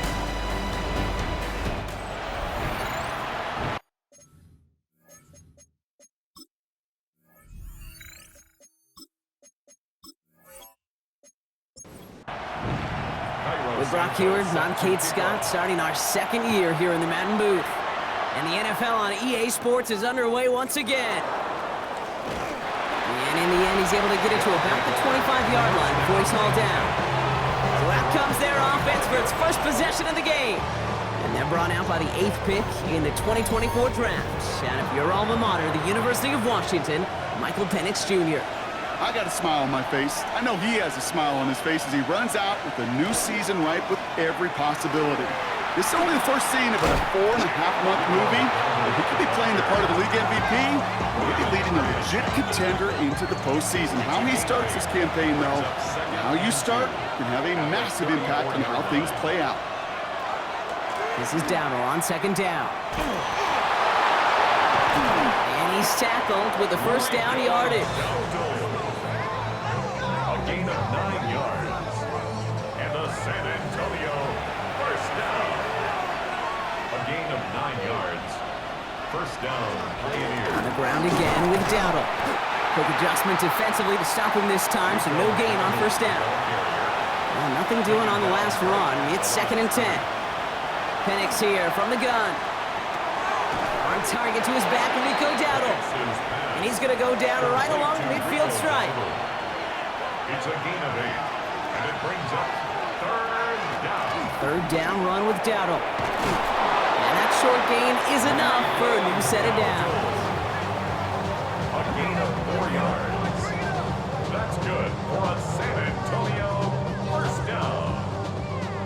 1st and 10 now from the 46. First down, San Antonio. They'll run here with Tajay Spears. And that plunge is going to garner a couple of yards. Dexter Lawrence on the tackle. Need a better result than that last run. It's 2nd and 8. It's 2nd and 8. Penix looking to run with it. Decided to keep it, but couldn't escape the pressure there. And they catch it behind the line. It's easy for me to say up here in the friendly confines of the booth cape, but that was not the right read. And you hate seeing him absorb yet another hit at the end of the play. You never want him taking unnecessary shots throughout this game. 3rd down, it's Penix. Complete beyond the marker. And he's taken down at the 30. The big play nets him 17 yards. And they're going to have a first down now. That's another San Antonio first down. It's a gain of 17 yards. And a San Antonio. That's a statement throw right there. A statement throw that lets the opposing defense know it's not just going to be check down Charlie today. They're going to be willing to push the ball down the field, and this defense better respond. And he's tackled after gaining a handful. Halfway to the marker, it's 2nd and 5. From the shotgun, Penix looking to his running back, incomplete. That play's going to bring up 3rd down. Hey, Kate, I know it's unrealistic to expect a 100% completion rate from anywhere on the field.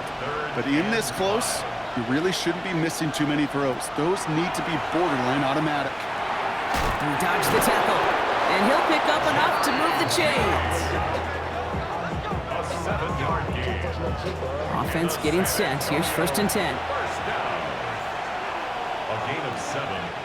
First down, Pioneers. Here's the give to Dowdle. And he's brought down by a collective effort there. Only 1 yard on the carry. Okay, that's a run that's ho-hum on the stat sheet, but if you see a bigger play on the ground later on, it'll largely be because of a play just like that one, softening up the front and opening the door for a bigger gap in the future. And that tackle stops him after a solid gain. to the line. Here's 3rd and 3. A gain of 6 yards. And it's 3rd down. We're through one quarter of this opening weekend of football. Hopefully no shortage of excitement coming up in the second. We'll return with more NFL action right after this. Time to begin the second quarter, and we'll pick up with what's already been a lengthy possession. They're moving it well, but now face a 3rd and short. Throwing from the pistol, Penix. Skips it short of his man. That brings up 4th down. The numbers tell us pretty clearly, you get to 3rd and long, extra long, it's really hard to stay on the field. That's disappointing because that was 3rd and manageable and an incomplete. They send out Eddie Pinheiro for the field goal. A pretty automatic look for him from the left. Pinheiro's kick is good. And all the way into the second quarter, our opening drive ends in 3. I never saw a play script that ended with a field goal. It was always a touchdown that you wanted.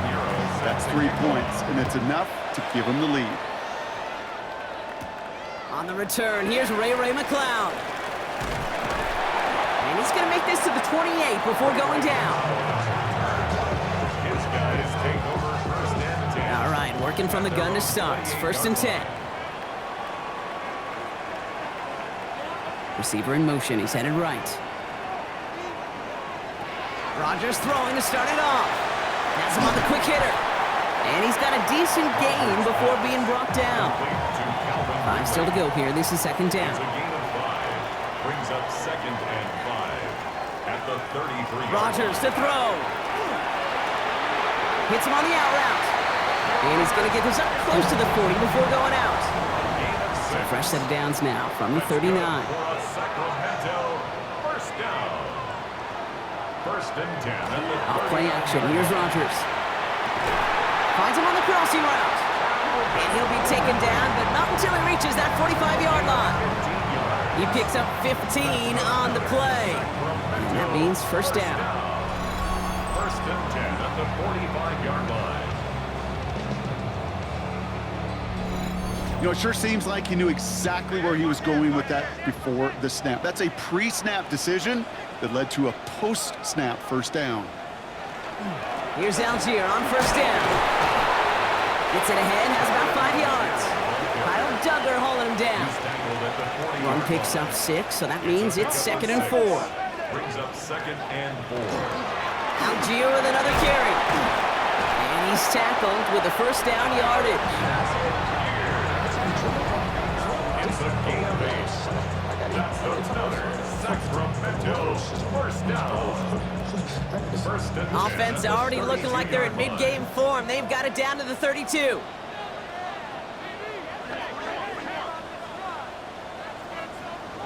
Here's Rodgers on 1st and 10. It's a screen play to Genty. And he's got his guys into the red zone before someone can force him out. And keep this drive moving, partner. Here's another 1st and 10. Genty from the gun. And a solid block in there. Springs him for 8. It's going to be 2nd down. That's a run that you'll take the result in the NFL every time. A nice play, a solid gain, but it's also a run that you know, and you may come back to, because if you were that close to breaking off an explosive one, you really break the backs of the defense. Ran into a wall that time. A couple of guys able to hold him right at the line of scrimmage, so 3rd down now. 3rd and 1. Now we are still waiting for the scoring for anybody really to get going as we've hit our 2-minute warning. Sit tight, don't go anywhere. More football from Sacramento on the way. 3rd and 1, now Rodgers. Pass complete to Robinson. He has the touchdown. The Nighthawks get some late points and the lead. And that opening series, you use this word a lot when we brought methodical. No massive highlights, just effective play calling, steady progress until they cross that goal line. Yep, and to fans and fantasy football owners, might not have been a highlight, but to the coaches, the entire drive was the highlight. A great start, I mean great start to the game where their offense stayed consistent, operated the plan just how it was drawn up, found the end zone as a result. That one right down the middle. And the Nighthawks won up the opposing field goal. They start with 7 on their opening drive.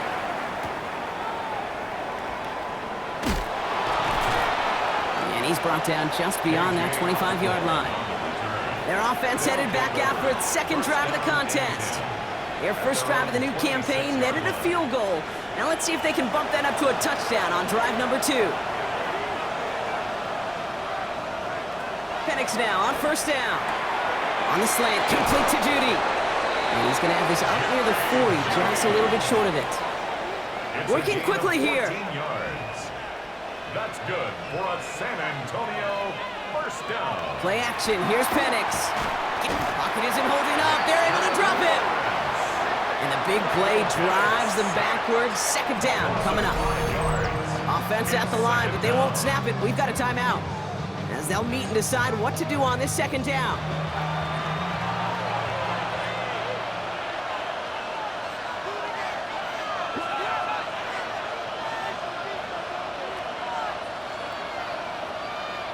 Penix working from the gun. He's got Khalil Shakir. And he's short of the first after a mild gain. It's a gain of 6. And it's Throw here, third down. He lobs this one up, looking deep to the right side. And they really went for it on third down, didn't they? But the heave falls incomplete. Now they're facing fourth down. The Pioneers ready for the punt.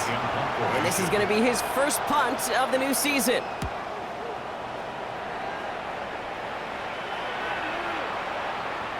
I guess he didn't really quite know his own strength there. That kick cleared the end zone entirely. It's going to be a touchback. The Nighthawks and Aaron Rodgers headed back out on offense. They're getting close to a minute to play, Brock, and they're going to need that time with a long field ahead.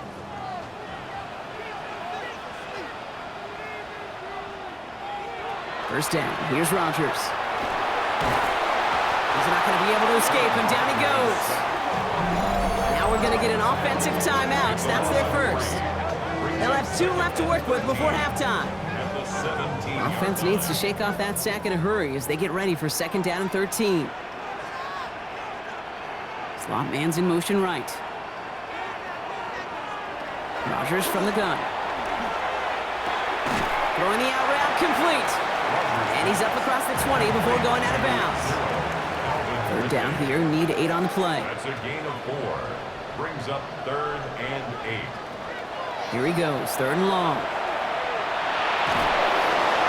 Coverage holds up, and he just had to get rid of it. Everybody wants to play quarterback until a play like that. Almost no resistance off the ball, and the defense ready to maul you. It was all he could do to get rid of it before he gets just clocked. Fourth down punt upcoming, Brock, and here's Austin McNamara to put his leg into it.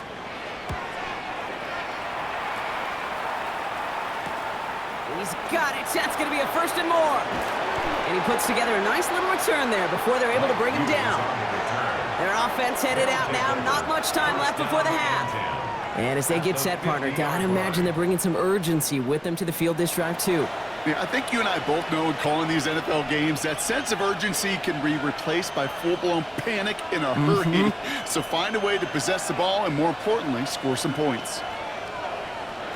On first down, here's Penix. Short pass brought in.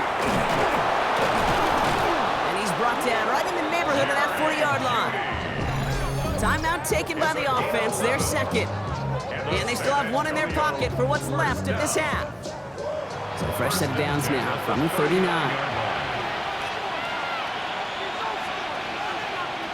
Now Penix off the play action. Flushed out now to his left. And he's tackled after gaining a handful. Halfway to the marker, it's 2nd and 5. To the air with Penix. To the right and pulled in by Judy. And he maybe got back to the line there, but no further. So a 1-possession game, Brock, after our first 2 quarters. Now let's throw it over to our pal Scott Hansen. He's got our halftime report. All right, Kate, thanks very much. Scott Hansen, good to be with you from the Orlando EA Sports Studios with an abridged halftime report. This one shaping up to be a tight one, as evidenced by the scoreboard. Both these teams playing it close to the vest in the first half.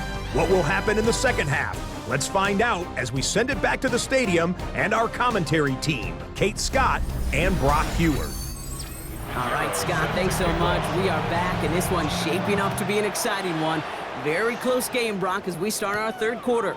Miles Sanders now on the return. A pretty solid field position starting out here, Brock. He's tackled at the 29. So their offense will have it first to begin quarter number 3. They didn't add to their lead last time out, so they punted it away, but still ahead and able to add to it here. Offense to the line. Here we go. Beginning on the ground with Algier. And this drive's quickly headed in the wrong direction. First play set down behind the line.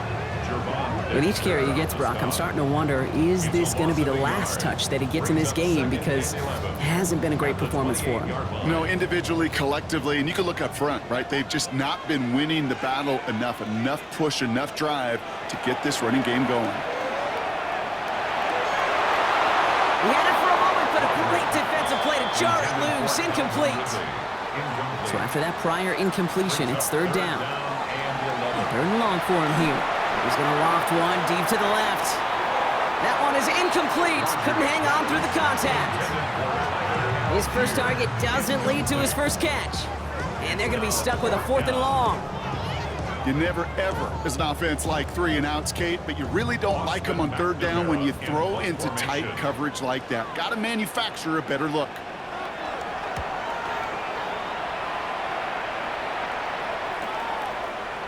Jukes away from one.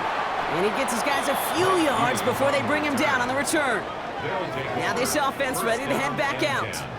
At their own 30-yard line. So first and 10 now from the 30.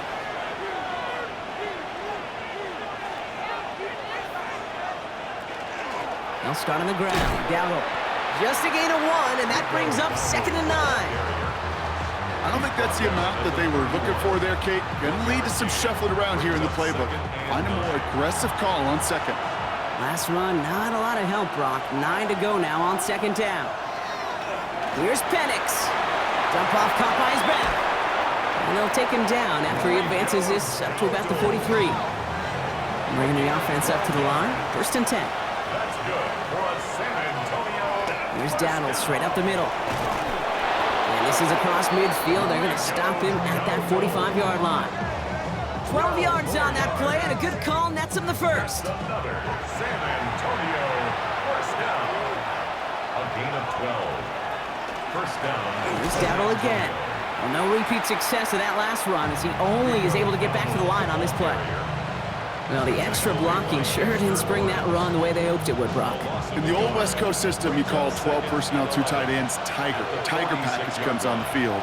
That was a whole lot more like a kitty cat effort there.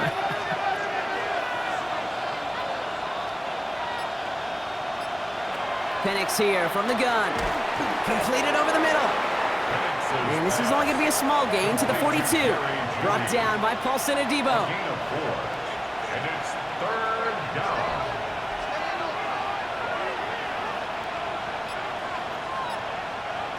Third down, it's Penix. He's going to try to drop it in deep right. Tried to float that one in, and defender's there for the interception. Brian Branch has it. And the Nighthawks will take over as he records his first interception of our season. Coaches just love that effort right there. Instantly, as he made the pick, everybody was looking for a block and doing their part to set up the return. And I know it pales in comparison to giving up the turnover, but how about the effort on the other side to track him down and stop a potential pick six? I think everybody deserves a little credit on the field for that effort. This offense making its way back out now. They were only on the field for 3 plays their prior series, Brock. Let's see what changes they make to take over here. First and 10 from the 32.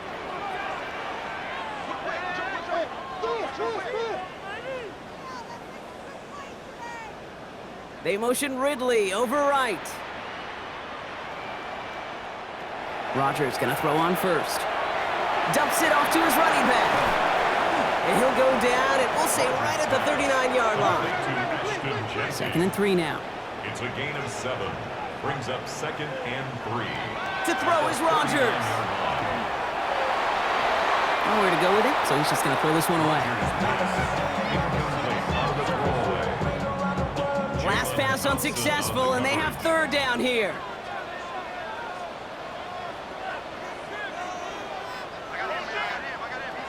Working out of the gun. Here's Rogers. Big play. Pushes them beyond midfield. And he's brought down at the 44. That play good for 17 and a first down. 17 yards.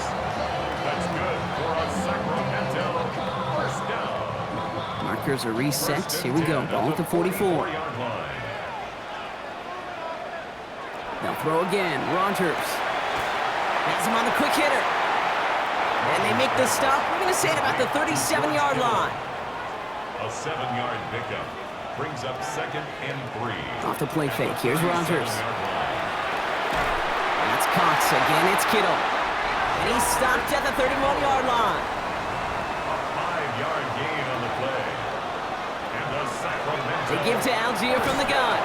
And they sent it straight ahead, but the front stops him after a gain of 3. Give him a few yards on that run. It's 2nd and 7. We've reached the end of 3 in our Week 1 opener. It's their ball late. They have a lead, but it's far from over yet.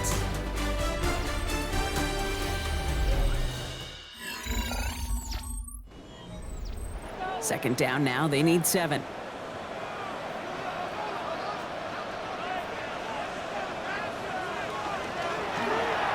Short side option here. He's running left. And keeping the zone read costs him. He takes a hit, loses some yards too. Play number 8 of this drive, and it's 8 that they need here on 3rd down. 3rd and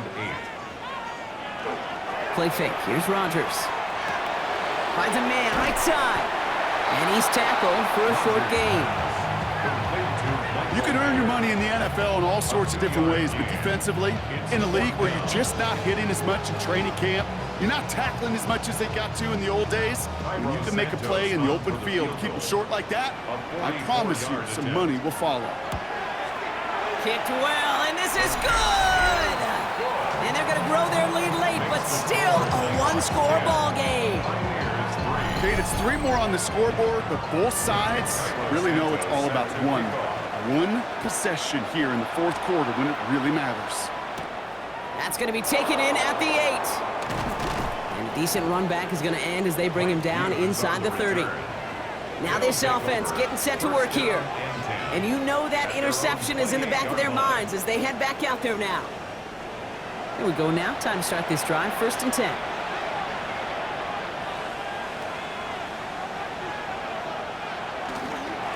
Inside and give to Denver. And he's able to manage a couple on that run. Following that little 2-yard run, it's 2nd and 8. 2 yards on the pickup. It's 2nd and 8. From the shotgun, Penix. It's caught right side by Freiermuth. And that tackle stops him after a solid gain. A 5-yard pickup on the play. And it's Going down on the run. And this is going to go in the wrong direction. He loses just about the amount of yards they needed to get there. It's going to be 4th down. Ooh, talk about a bad look there, Brock. Going jumbo set and still moving backwards after that play. I don't think you're talking to this defense, Kate, because I think they thought that was an excellent look to knock that thing backwards. Yeah, good point, good point. And he's brought down before the return gets far. Now they're whistling for timeout here. Somebody's shaking up on the play. Not the way he wanted to begin his rookie season. Wow, let's hope it doesn't cost him much time. So they'll head up here, 1st and 10 from the 34. Rogers off the play action. Complete left side to Robinson. And they'll get there and stop him at the line. It's a loss of a yard. Brings up 2nd and 11 at the 33-yard line. From the shotgun, here's Rogers. It isn't holding up. They're able to drop it. The defense calls a timeout. So that's their first. They still have 2 to work with in this final quarter. Offense looking to convert as they come up to the line, 3rd down.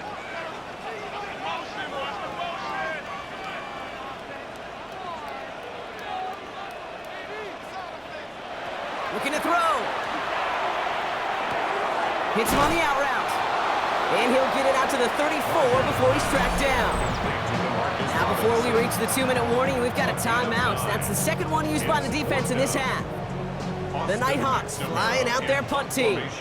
Austin McNamara will kick this away.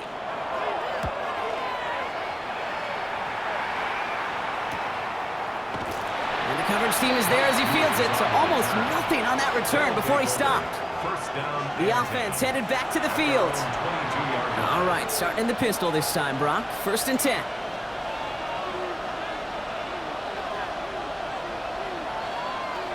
Throwing from the pistol, Penix.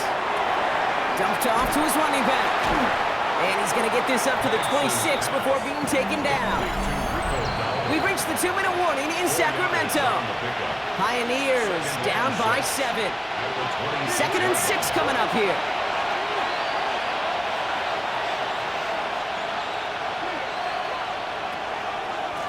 Now give to Dowdle. He's running left. They're backed up. Not a stop they could afford, Brock, as this one loses yards. The line between safeties and linebackers gets real blurred on plays like that, Brock. He handled that one just like a Mike would have. Yeah, if injuries were to ever crop up, Kate, I bet he could handle the linebacker spot for them as well. Just tremendous. That could be it, folks. It's intercepted. And the Nighthawks make the play that should win them this game. Well, that's now 2, Kate, that they've gotten in for picks in this game, and he's got to be careful. But you've got to protect the football. It is the greatest treasure you have as an offense. And this defense, well, they've got 2 in their pocket, and you know they're going to be going after number 3. Now outruns their offense to take over. That defensive stand might have been the final effort needed to seal away the victory, Brock, but can't quite take off the pads just yet. Offense has to finish this one out. Yeah, a few things here, Kate, to keep in mind, right? You got to slow the game down as a quarterback. Take every second off the clock. If you're handling the ball, you guard it with your life, and you make sure your defense doesn't come on the field again. They just did their job. Now you got to do yours. The defense takes its 3rd and final timeout, as they'll meet and decide what to do on this 2nd down.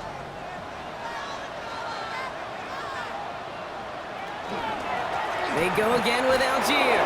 Caught behind the line here on 2nd down, which is only going to make things tougher for this 3rd down coming up. A less than ideal 3rd and 8 here.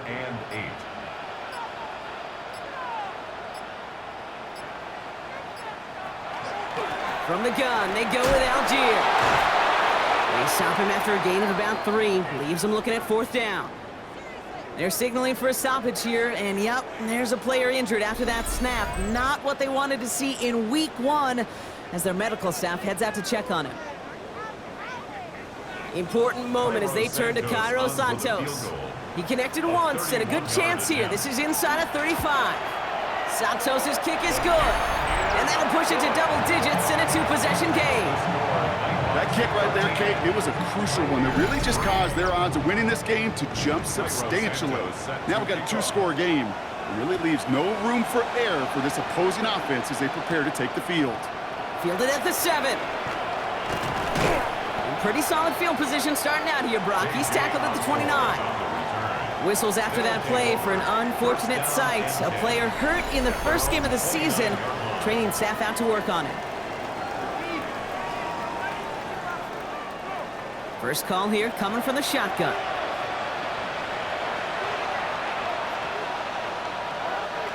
Shaking off the pick quickly. He's going to throw. Throwing the out route complete. And he's up to the 35-yard line as they reel him in. Trying to set this up quick. Brings up 2nd and 4 at the 35-yard line. And he stops the clock here. 23 seconds to go with the spike. Chance to move the chains here on 3rd and 4. Throwing now. Can't find anyone open. He's forced to throw it away. That right there, Kate, that's taking the hard lessons from the previous drive, putting them into practice right here. Don't see a throw you like. It's too tight a window. Don't risk yet another interception. Here he goes. Gotta have this on 4th down. Trying to push deep downfield. And this is rejected. The defender knocks the throw away and forces a turnover on downs. Incomplete. It's a turnover on downs. Here's a design run. So something to be proud of, Brock, as they come away with the win. Well, partner, long season ahead, but undoubtedly a good start here today. Getting the win in week 1. Yeah, a bad start now on the other side can snowball on you. 1 loss into 2 into 3 and so on. But you get that early win, it can get you playing at a midseason level in the early goings of a season and lead to a really good start that has you talking playoff hopes in the front half of the schedule. So that's it for us here. Brock Heward, our crew, I'm Kate Scott. This has been the NFL on EA Sports. The Nighthawks emerge as winners, as we'll see you next time from Sacramento.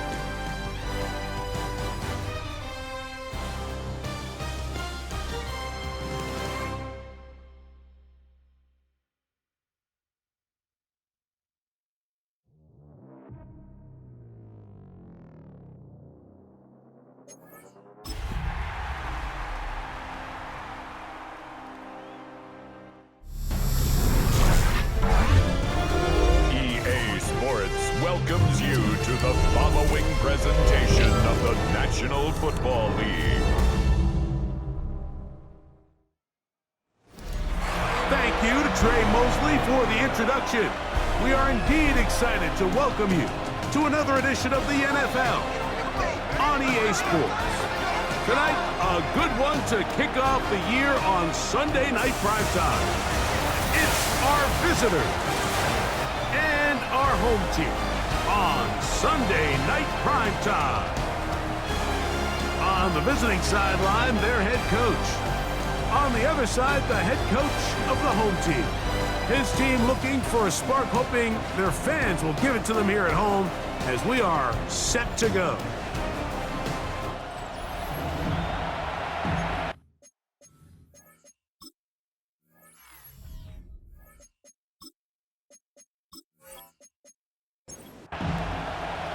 Mike Tirico and Greg Olsen. It is for real. Season begins here. Off we go on Sunday Night Football. Across the 20, they'll mark them down before the 25-yard line. That's where the offense will take over. So the visitors ready to go on offense here for the first time. They're led by their quarterback out of Ohio State, first-round pick Justin Fields. Mike, as I think back to opening day over my years of playing in the NFL, it didn't matter if I was a rookie or going into my 14th season. I think every player goes into that game with just a little bit of extra nerves, thinking, new season, new opportunity. Can I still do this at a high level? And, man, you get through that first game, and it feels like you can finally take a deep breath. Travis Etienne! They finally track him down, but what a run as they'll mark it at the 10-yard line. It is a big play on first down. 55 yards on the game. A gain of 55 yards. First down, Snowhawks. Well, how about that for a statement on your opening drive, Mike? I mean, we knew coming in that they wanted to get this run game going, and man, boy, did they ever. And he can't hang on through the contact. Incomplete. Good job defensively to meet him just as the ball was arriving. It'll bring up second down. Fields going to hang on to this one. He brings it down to the 5-yard line, but now it is third and goal. It's a gain of 5. Brings up third and 5. From the shotgun, it's Fields. On the move left. Good blocking, and he's in. Justin Fields. Touchdown, Snowhawks. And that is the way to start a game. Not just score, but, Greg, score quickly. A nice opening drive for the first 6 points. Well, it seems like the hour spent on that opening game script was time well spent. I mean, to take the ball right down the field that quickly, right out of the gates, that's a pretty good opening drive and an early 6 points. Makes the score Snowhawks 7, Mounties nothing.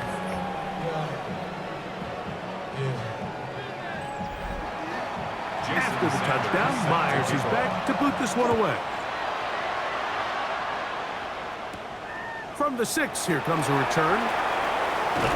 And he'll work this one past the 25 to right about the 28-yard line. This crowd ready in anticipation. Their offense taking the field for the first time. And they're led by the #1 overall pick back in 2018. Greg, it is Baker Mayfield at quarterback. First carry here from Byron Williams. And that one shut down pretty quickly. He'll get back to the line of scrimmage. And that's it. Here's a 2nd and 9 now from the 29. 2nd and 9.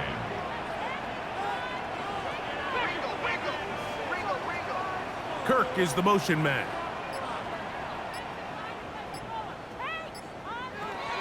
On 2nd down, Baker. The catch made by McMillan. Well, he's brought down. That pass is going to pick up 4 and bring up 3rd down. Brings up 3rd and 5. That one on target with Kirk. They've got it. And he will have the first down. The drive will continue after a pickup of 8. 1st and 10 at the 41-yard line. He's in a really nice rhythm here on 3rd down. He appears very comfortable operating out of the gun, and he's able to find his man near the sideline, and he's able to extend this drive. On 1st and 10, here's Baker. That's into the hands of Moore. And that keeps him ahead of schedule. That's a 1st down completion of 7 yards. Brings up 2nd and 2 at their 49-yard line. 2nd down throw for Mayfield. That one into the hands of Moore downfield. And he'll be taken down, but they are in business inside the 30-yard line. That's good. They'll put Loveland in motion. 1st down. Mayfield to throw it here on 1st down. This one is caught by Kirk. And he's close to another 1st down as he's brought down just shy of the marker. Complete to Christian Kirk. 10 yards on the pickup. It'll be a run out of the gun with Williams. And that'll be a gain of 2 and a 1st down. Now after the run, we get a stoppage for an injured player.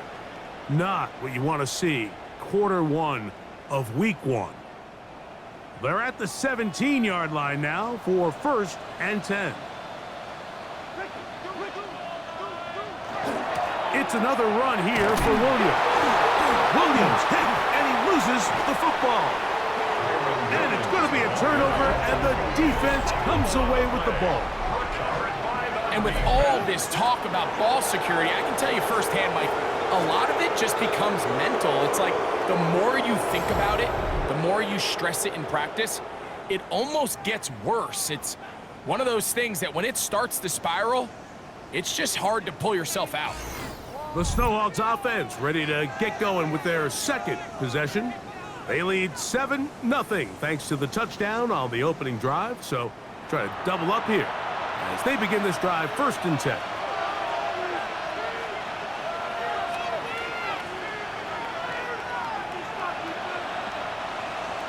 Working out of the gun, it's Fields. He'll get that complete to Dontavian Wicks.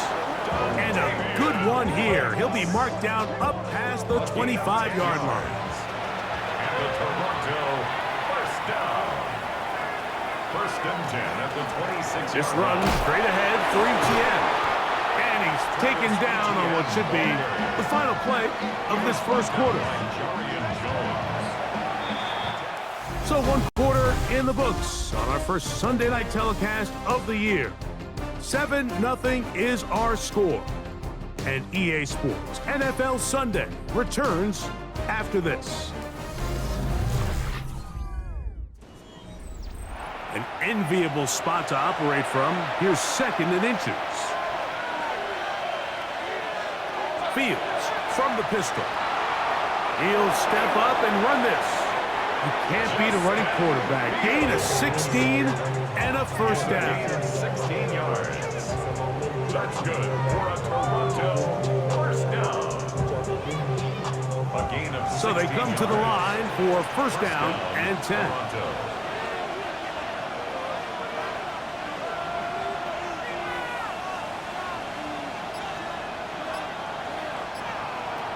Back to throw is Fields. He'll get that to his tight end. That's Ja'Tavion Sanders. First catch for him on this new season, and it results in a first down. Toronto first down. First and 10 at the 35-yard line. One of the things that makes him one of the best receivers in the NFL, Mike, is his ability to create separation downfield. He makes it so easy for his quarterback to not only find him, but to constantly create a nice throwing window like he did right there. And Fields, who's tough to bring down in the open field, gives the D a break as he slides down, but he got the first down. That's another Toronto first down. A gain of 14. And the Toronto first down. In the red zone now, he'll drop to throw. That's into the hands of Travis Etienne. And he's not going to get too far, tackled after a gain of just a yard. Brings up 2nd and 8 at the 18-yard line. 2nd down, it's Fields. He's going to run it. And they'll have 1st and goal. He is down inside the 10-yard line. It's a gain of 11. And the Toronto first down. 1st and goal at the 8-yard line. They'll run it here with Etienne. And he's in. Travis Etienne. Touchdown, Toronto. Well, I think these guys are ready for week 1 to get started. I mean, we see teams kind of limp their way into the regular season, and they don't find their form until a couple weeks in, but they didn't play a ton in the preseason, but that's 2 drives, 2 touchdowns, and let's all say, what the heck does the preseason even mean? The extra point by Sanders is good. And the Snowhawks move out on top, 14-0. After the touchdown, Myers is back to boot this one away. This one taken at the 7. Whoa! And they'll bring him down just shy of the 30-yard line. The Mounties offense, running back Kyron Williams, ready to go once more. Greg, this AFC East, a division that really has been dominated by the Bills. The 5 straight division titles, it's hard to see who can knock them off that purse rate. Yeah, I think until someone decides that that's going to change, I think you just have to assume that Buffalo remains the king of the East. And I think when you look at the bottom of the division with the Jets and New England, they're clearly in a rebuild. Young quarterbacks, new coaching staffs, trying to kind of get themselves out of the bottom of the division.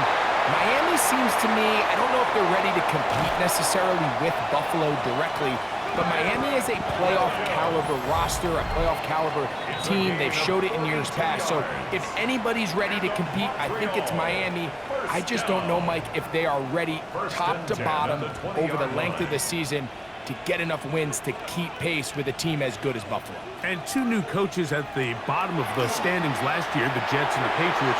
And Greg, both guys who played for a long time in the league and bring a certain amount of toughness to the top of the organization. Oh, absolutely, and it was very clear exactly what New York and New England were looking for. They wanted culture setters, right? It wasn't about getting the fancy play caller. It wasn't about the X's and O's.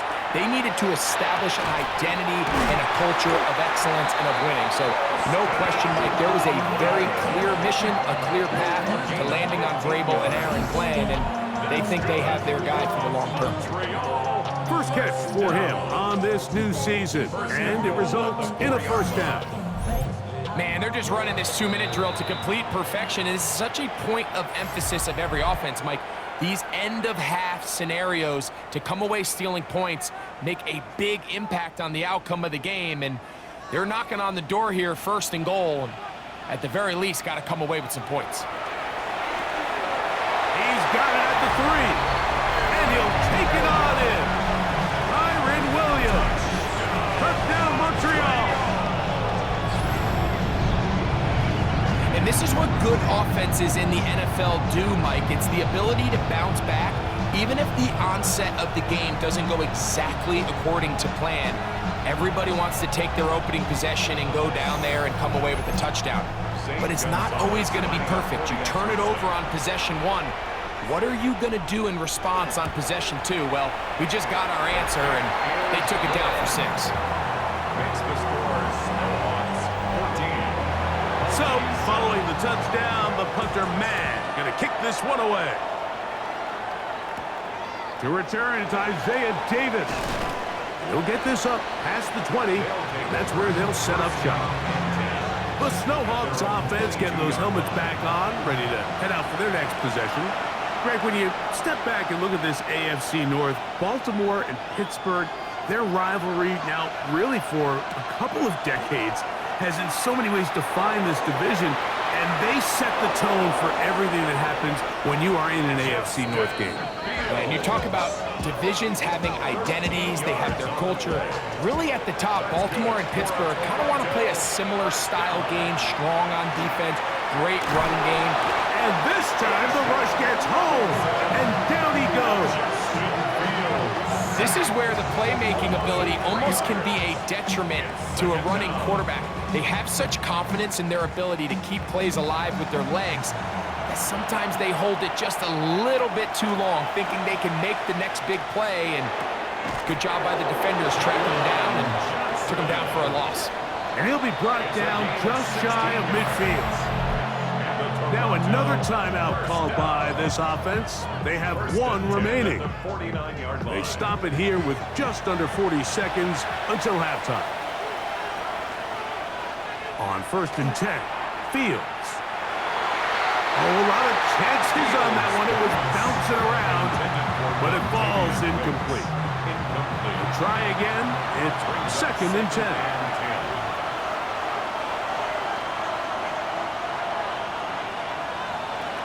Now Fields. He'll tuck it and take off. Good job breaking the pocket and going for 14 yards, and most importantly, a first down. Ball rests at the 37.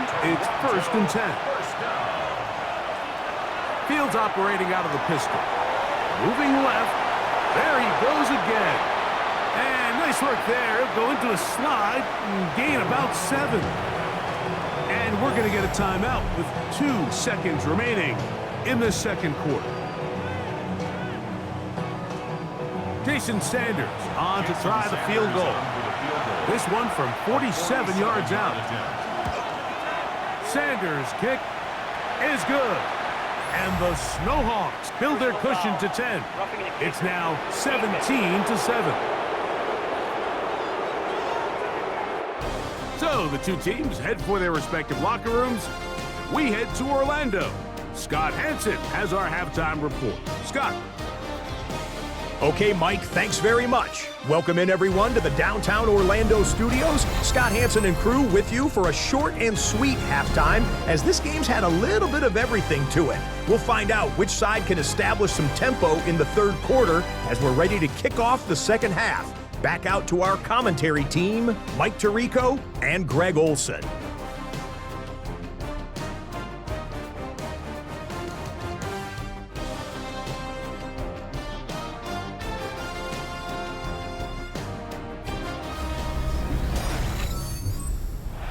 The kickoff team is out on the field, and we're back to it as the kicks away.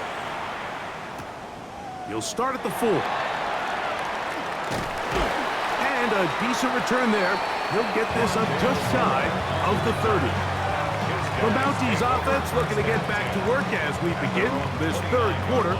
Now, Greg, you start to think about, okay, who are the teams that didn't make the playoffs last year that have a chance this year? Look, it happens every year. We just have to identify who they are. Who are a couple top of mind for you as we start 2025 here? You know, as I start in the AFC, I think the Cincinnati Bengals, and you got to think the way their season ended last year, they rattle off 5 wins straight, really on the back of Joe Burrow. We could have made the argument if they're a playoff team, Joe Burrow was the best player in the league. I mean, he was incredible. Most weeks, Mike, he single-handedly carried that offense. Now, new defensive coordinator in Al Golden coming from the college ranks. Can he just make that defense in Cincinnati average? Because if they just play a little bit better with that high-profile offense, I think they're a team. They might not win the division with Baltimore, but they're going to be close and maybe at least get one of those wild card spots. Why don't you flip it over? Who are the guys you're watching in the NFC? You know, I think Dallas is going to find themselves, just the fact that I know the division is difficult. Obviously, Philadelphia remains really strong.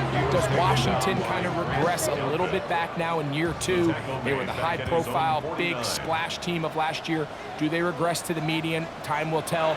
But I think healthy Dallas, healthy Dak, healthy Micah Parsons, like that roster that we saw play last year is not the roster on paper that we expected to see. So I think Dallas has a chance. I think San Francisco always is going to be a team, again, dealt with their own injuries last year, McCaffrey and all the stuff on defense. So I think San Francisco and Dallas are 2 perennial teams we expect to be in the playoff hunt. They missed out last year. I wouldn't be shocked to see them back in it again this year. To the outside, the catch made by Moore. And he takes it down to the 15-yard line. 4 yards. That's another Montreal first down. Mayfield to throw on 1st and 10.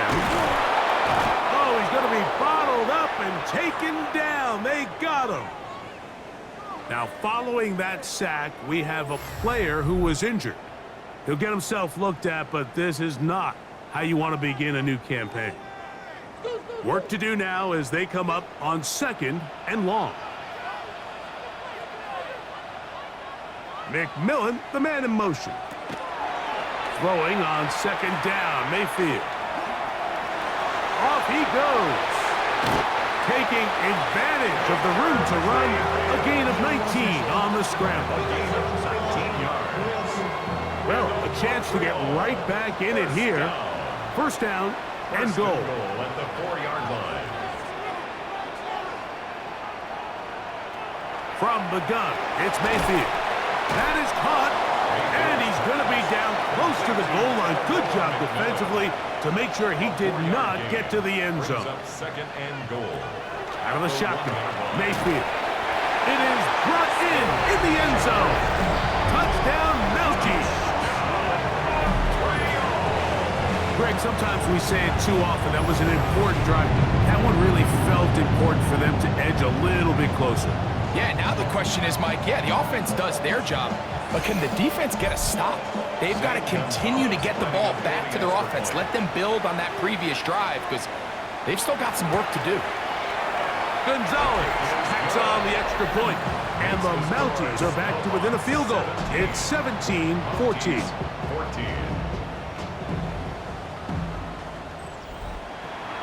So, following the touchdown, the punter, Man, going to kick this one away. On the return, here's James. Whoa! And a solid run back there. He'll get this out past the 30-yard line. The Snowhawks offense getting ready for their opening possession of this 2nd half. You know, Greg, early on, it's always new faces in different places. Off-season movement, what caught your eye? I think there's so many good ones, right? You talk about Stephon Diggs. He ends up in New England, and Cooper Kupp now. He's moving on to Seattle from the Rams, but I think it's the guy the Rams signed to replace him, Davante Adams. I know he's not the youngest anymore, but watching him play in New York with Aaron Rodgers last year with the Jets, he can still run. He can still make every catch. He can still go up and compete at the high point. I think you put Davante Adams with Matthew Stafford, Puka Nacua, in that offense run by Sean McVay. I think that's a sneaky, maybe not a sneaky because he's a really household name, but I think that's a great signing by the Rams. And always interesting from the offseason, the quarterback movement and unique ties. Some of the biggest names were or now are Seattle Seahawks. Yeah, now the guy that is going to line up behind center for Seattle, Mike, is Sam Darnold. And, of course, we all saw that incredible season he had last year in Minnesota with Kevin O'Connell and Justin Jefferson and that really dynamic Vikings offense. So now he goes to Seattle. I think he's going to have an inspired Cooper Kupp. He was let go from the Rams. If he's healthy, he's a big weapon. Jackson Smith-Njigba. He has some pieces in that puzzle that he can push the ball downfield to. So I'm excited to see Sam. That's what everyone thought he was going to be coming out of college when he was a high draft pick of the New York Jets. That's caught by Harrison right side. And that's going to be a first down. A pickup of 9. Gain of 10 yards. And the Toronto first down. It's a gain of 10. First down, Snow. We are through 3 quarters here on NFL Kickoff Weekend. And Sunday Night Primetime continues after this.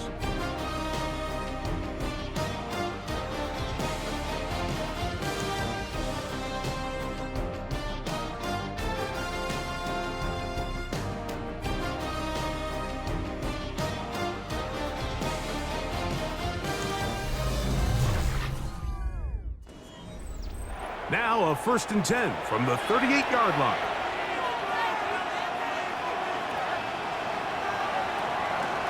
Fourth quarter now, and it'll begin with a run by ETN. He's fighting to get back to the line of scrimmage, but can't get there. Dropped for the loss of a yard. Lost 1 on the last play, so now it's 2nd and 11.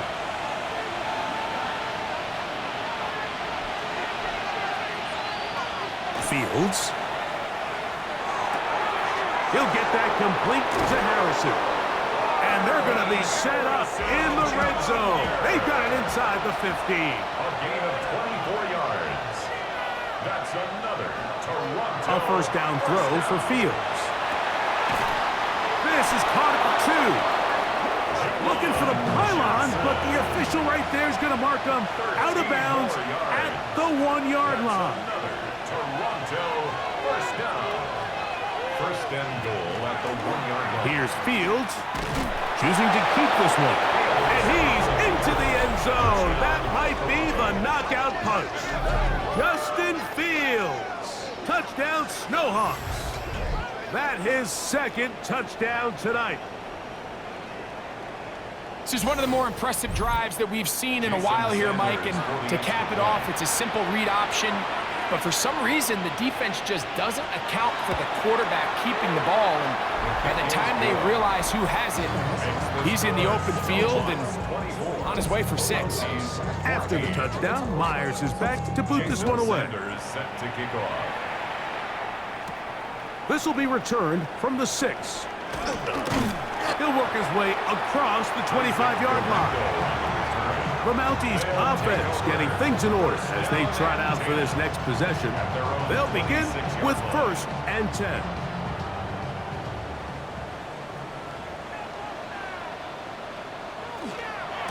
Drive begins with a run by Williams. And he's going to be taken down on the other side of the 50-yard line. A gain of 26 yards. That's good for a Montreal first On down. first down is Mayfield. He's got Loveland free left side. And they bring him down, but not until they get inside the 30-yard line. And it's a gain of 20 on the heels of another big play to begin this drive. A fresh set of downs to work with. It is 1st down and 10.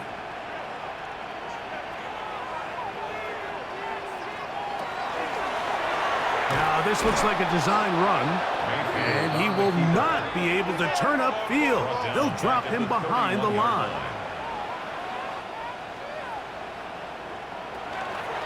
Here's the give up the middle with Williams. And he'll be stacked up at the line of scrimmage. He was brought down by Evan Williams.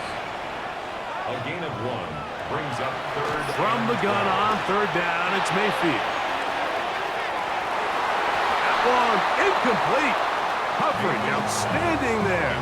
Able to jar the ball free in a big spot. And now it is fourth down. So here is Zane Gonzalez in a pressure situation. This to get back to a one-possession game. And I can tell you firsthand, Mike, when you find yourself trailing in a game, you don't feel very good about coming away with field goals. But in this case, it does get them a little bit closer and cut into this deficit. Davis now to return it. He's across the 20, taken down just shy of the 25. The Snowhawks offense and quarterback Justin Fields make their way back out. And this defense has got to be at its wits' end, trying to come up with a way to keep him contained. He's had so many opportunities to tuck it and go, and he's turned a number of those into big plays.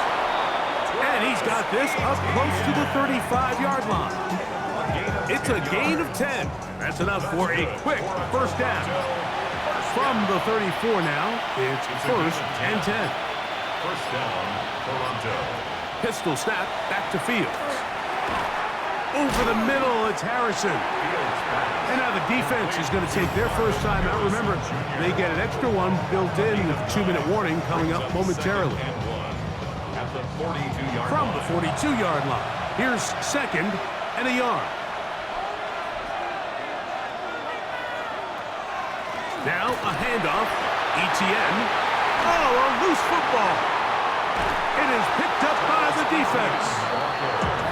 And as you can see with that fumble, Mike, it really just goes back to the fundamentals of how they're taught to carry the ball. And they talk about the points of pressure. And the biggest thing really, Mike, is you want the front tip of the ball, the part where your fingers cover, to always be higher than the back tip of the ball. So often you see that front tip go down, and it makes it so much easier for that defender to kind of rake it out. So you want pressure against the outside of the ball, both tips. And remember now, all turnovers must be reviewed by replay. So this one is going to need a little closer look. At issue was the knee, or any other body part except the hand, down before the ball comes loose. And are the visuals convincing enough to overturn the call on the field? The defense uses its second timeout here, and don't forget, clock going to stop when we hit the 2-minute warning as well. So that one overturned. They say the runner was down, and that will not be a fumble.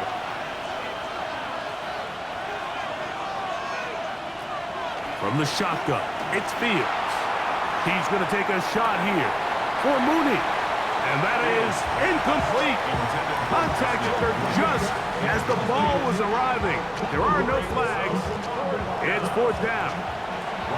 On fourth down, they'll turn to Ryan Stonehouse here to punt as they try to play the field position game here, protecting a fourth quarter lead.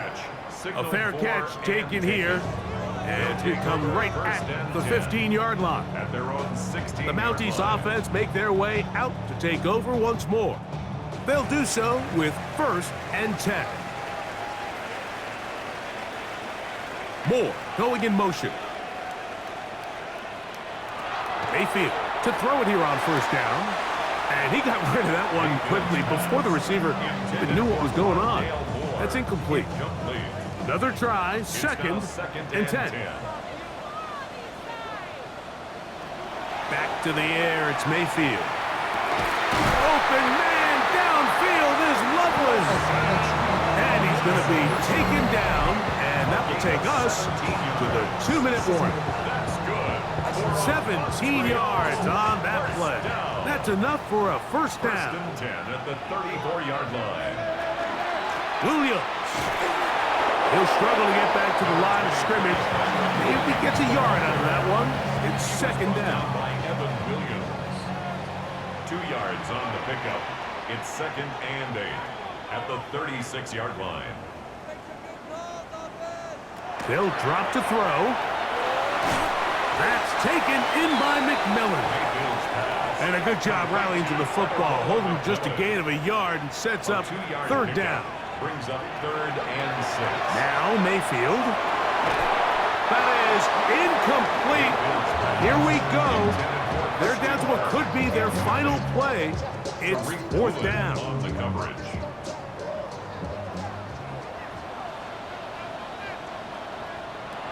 They'll go. Mayfield. He's got a man. That's McMillan. And he's down inside the 40-yard line. A gain of 26 yards. And a Montreal 1st down. 1st and 10 at the 37. On 1st and 10, here's Baker. That's a short one caught by Loveland.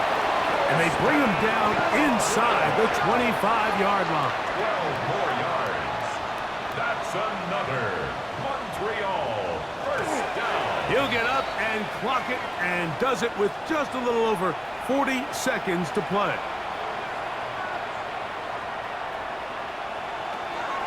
On 2nd down, Baker. He'll let this go towards the end zone. Great job there defensively, separating the man from the ball. And this is the moments in the game where you need your best players to step up. And this guy's showing what he's capable of doing in the game's critical moment. That is incomplete. Here we go. They're down to what could be their final play. It's 4th down. Sets up 4th down. Baker to throw. Now a deep ball toward the end zone. And with time not on their side, they're trying to push the ball, generate some sort of chunk play by throwing the ball over the top of the defense. It's going to end up being a little bit too predictable. The defense is able to take the ball away, and barring something crazy happening, puts them in a prime position to close this one out. The Snowhawks offense ready to come back out for this next possession. And this one really all over but the shouting. One timeout left defensively, but there's no need to use it here. Only one timeout remaining for the defense as they take a knee.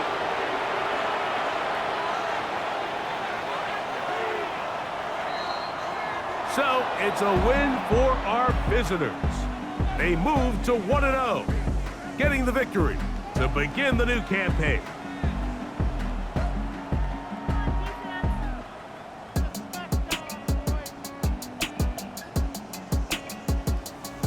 And that'll do it for my partner, Greg Olson. For our entire team, I'm Mike Tirico. This has been a presentation of the NFL on EA Sports. With that, we say good night.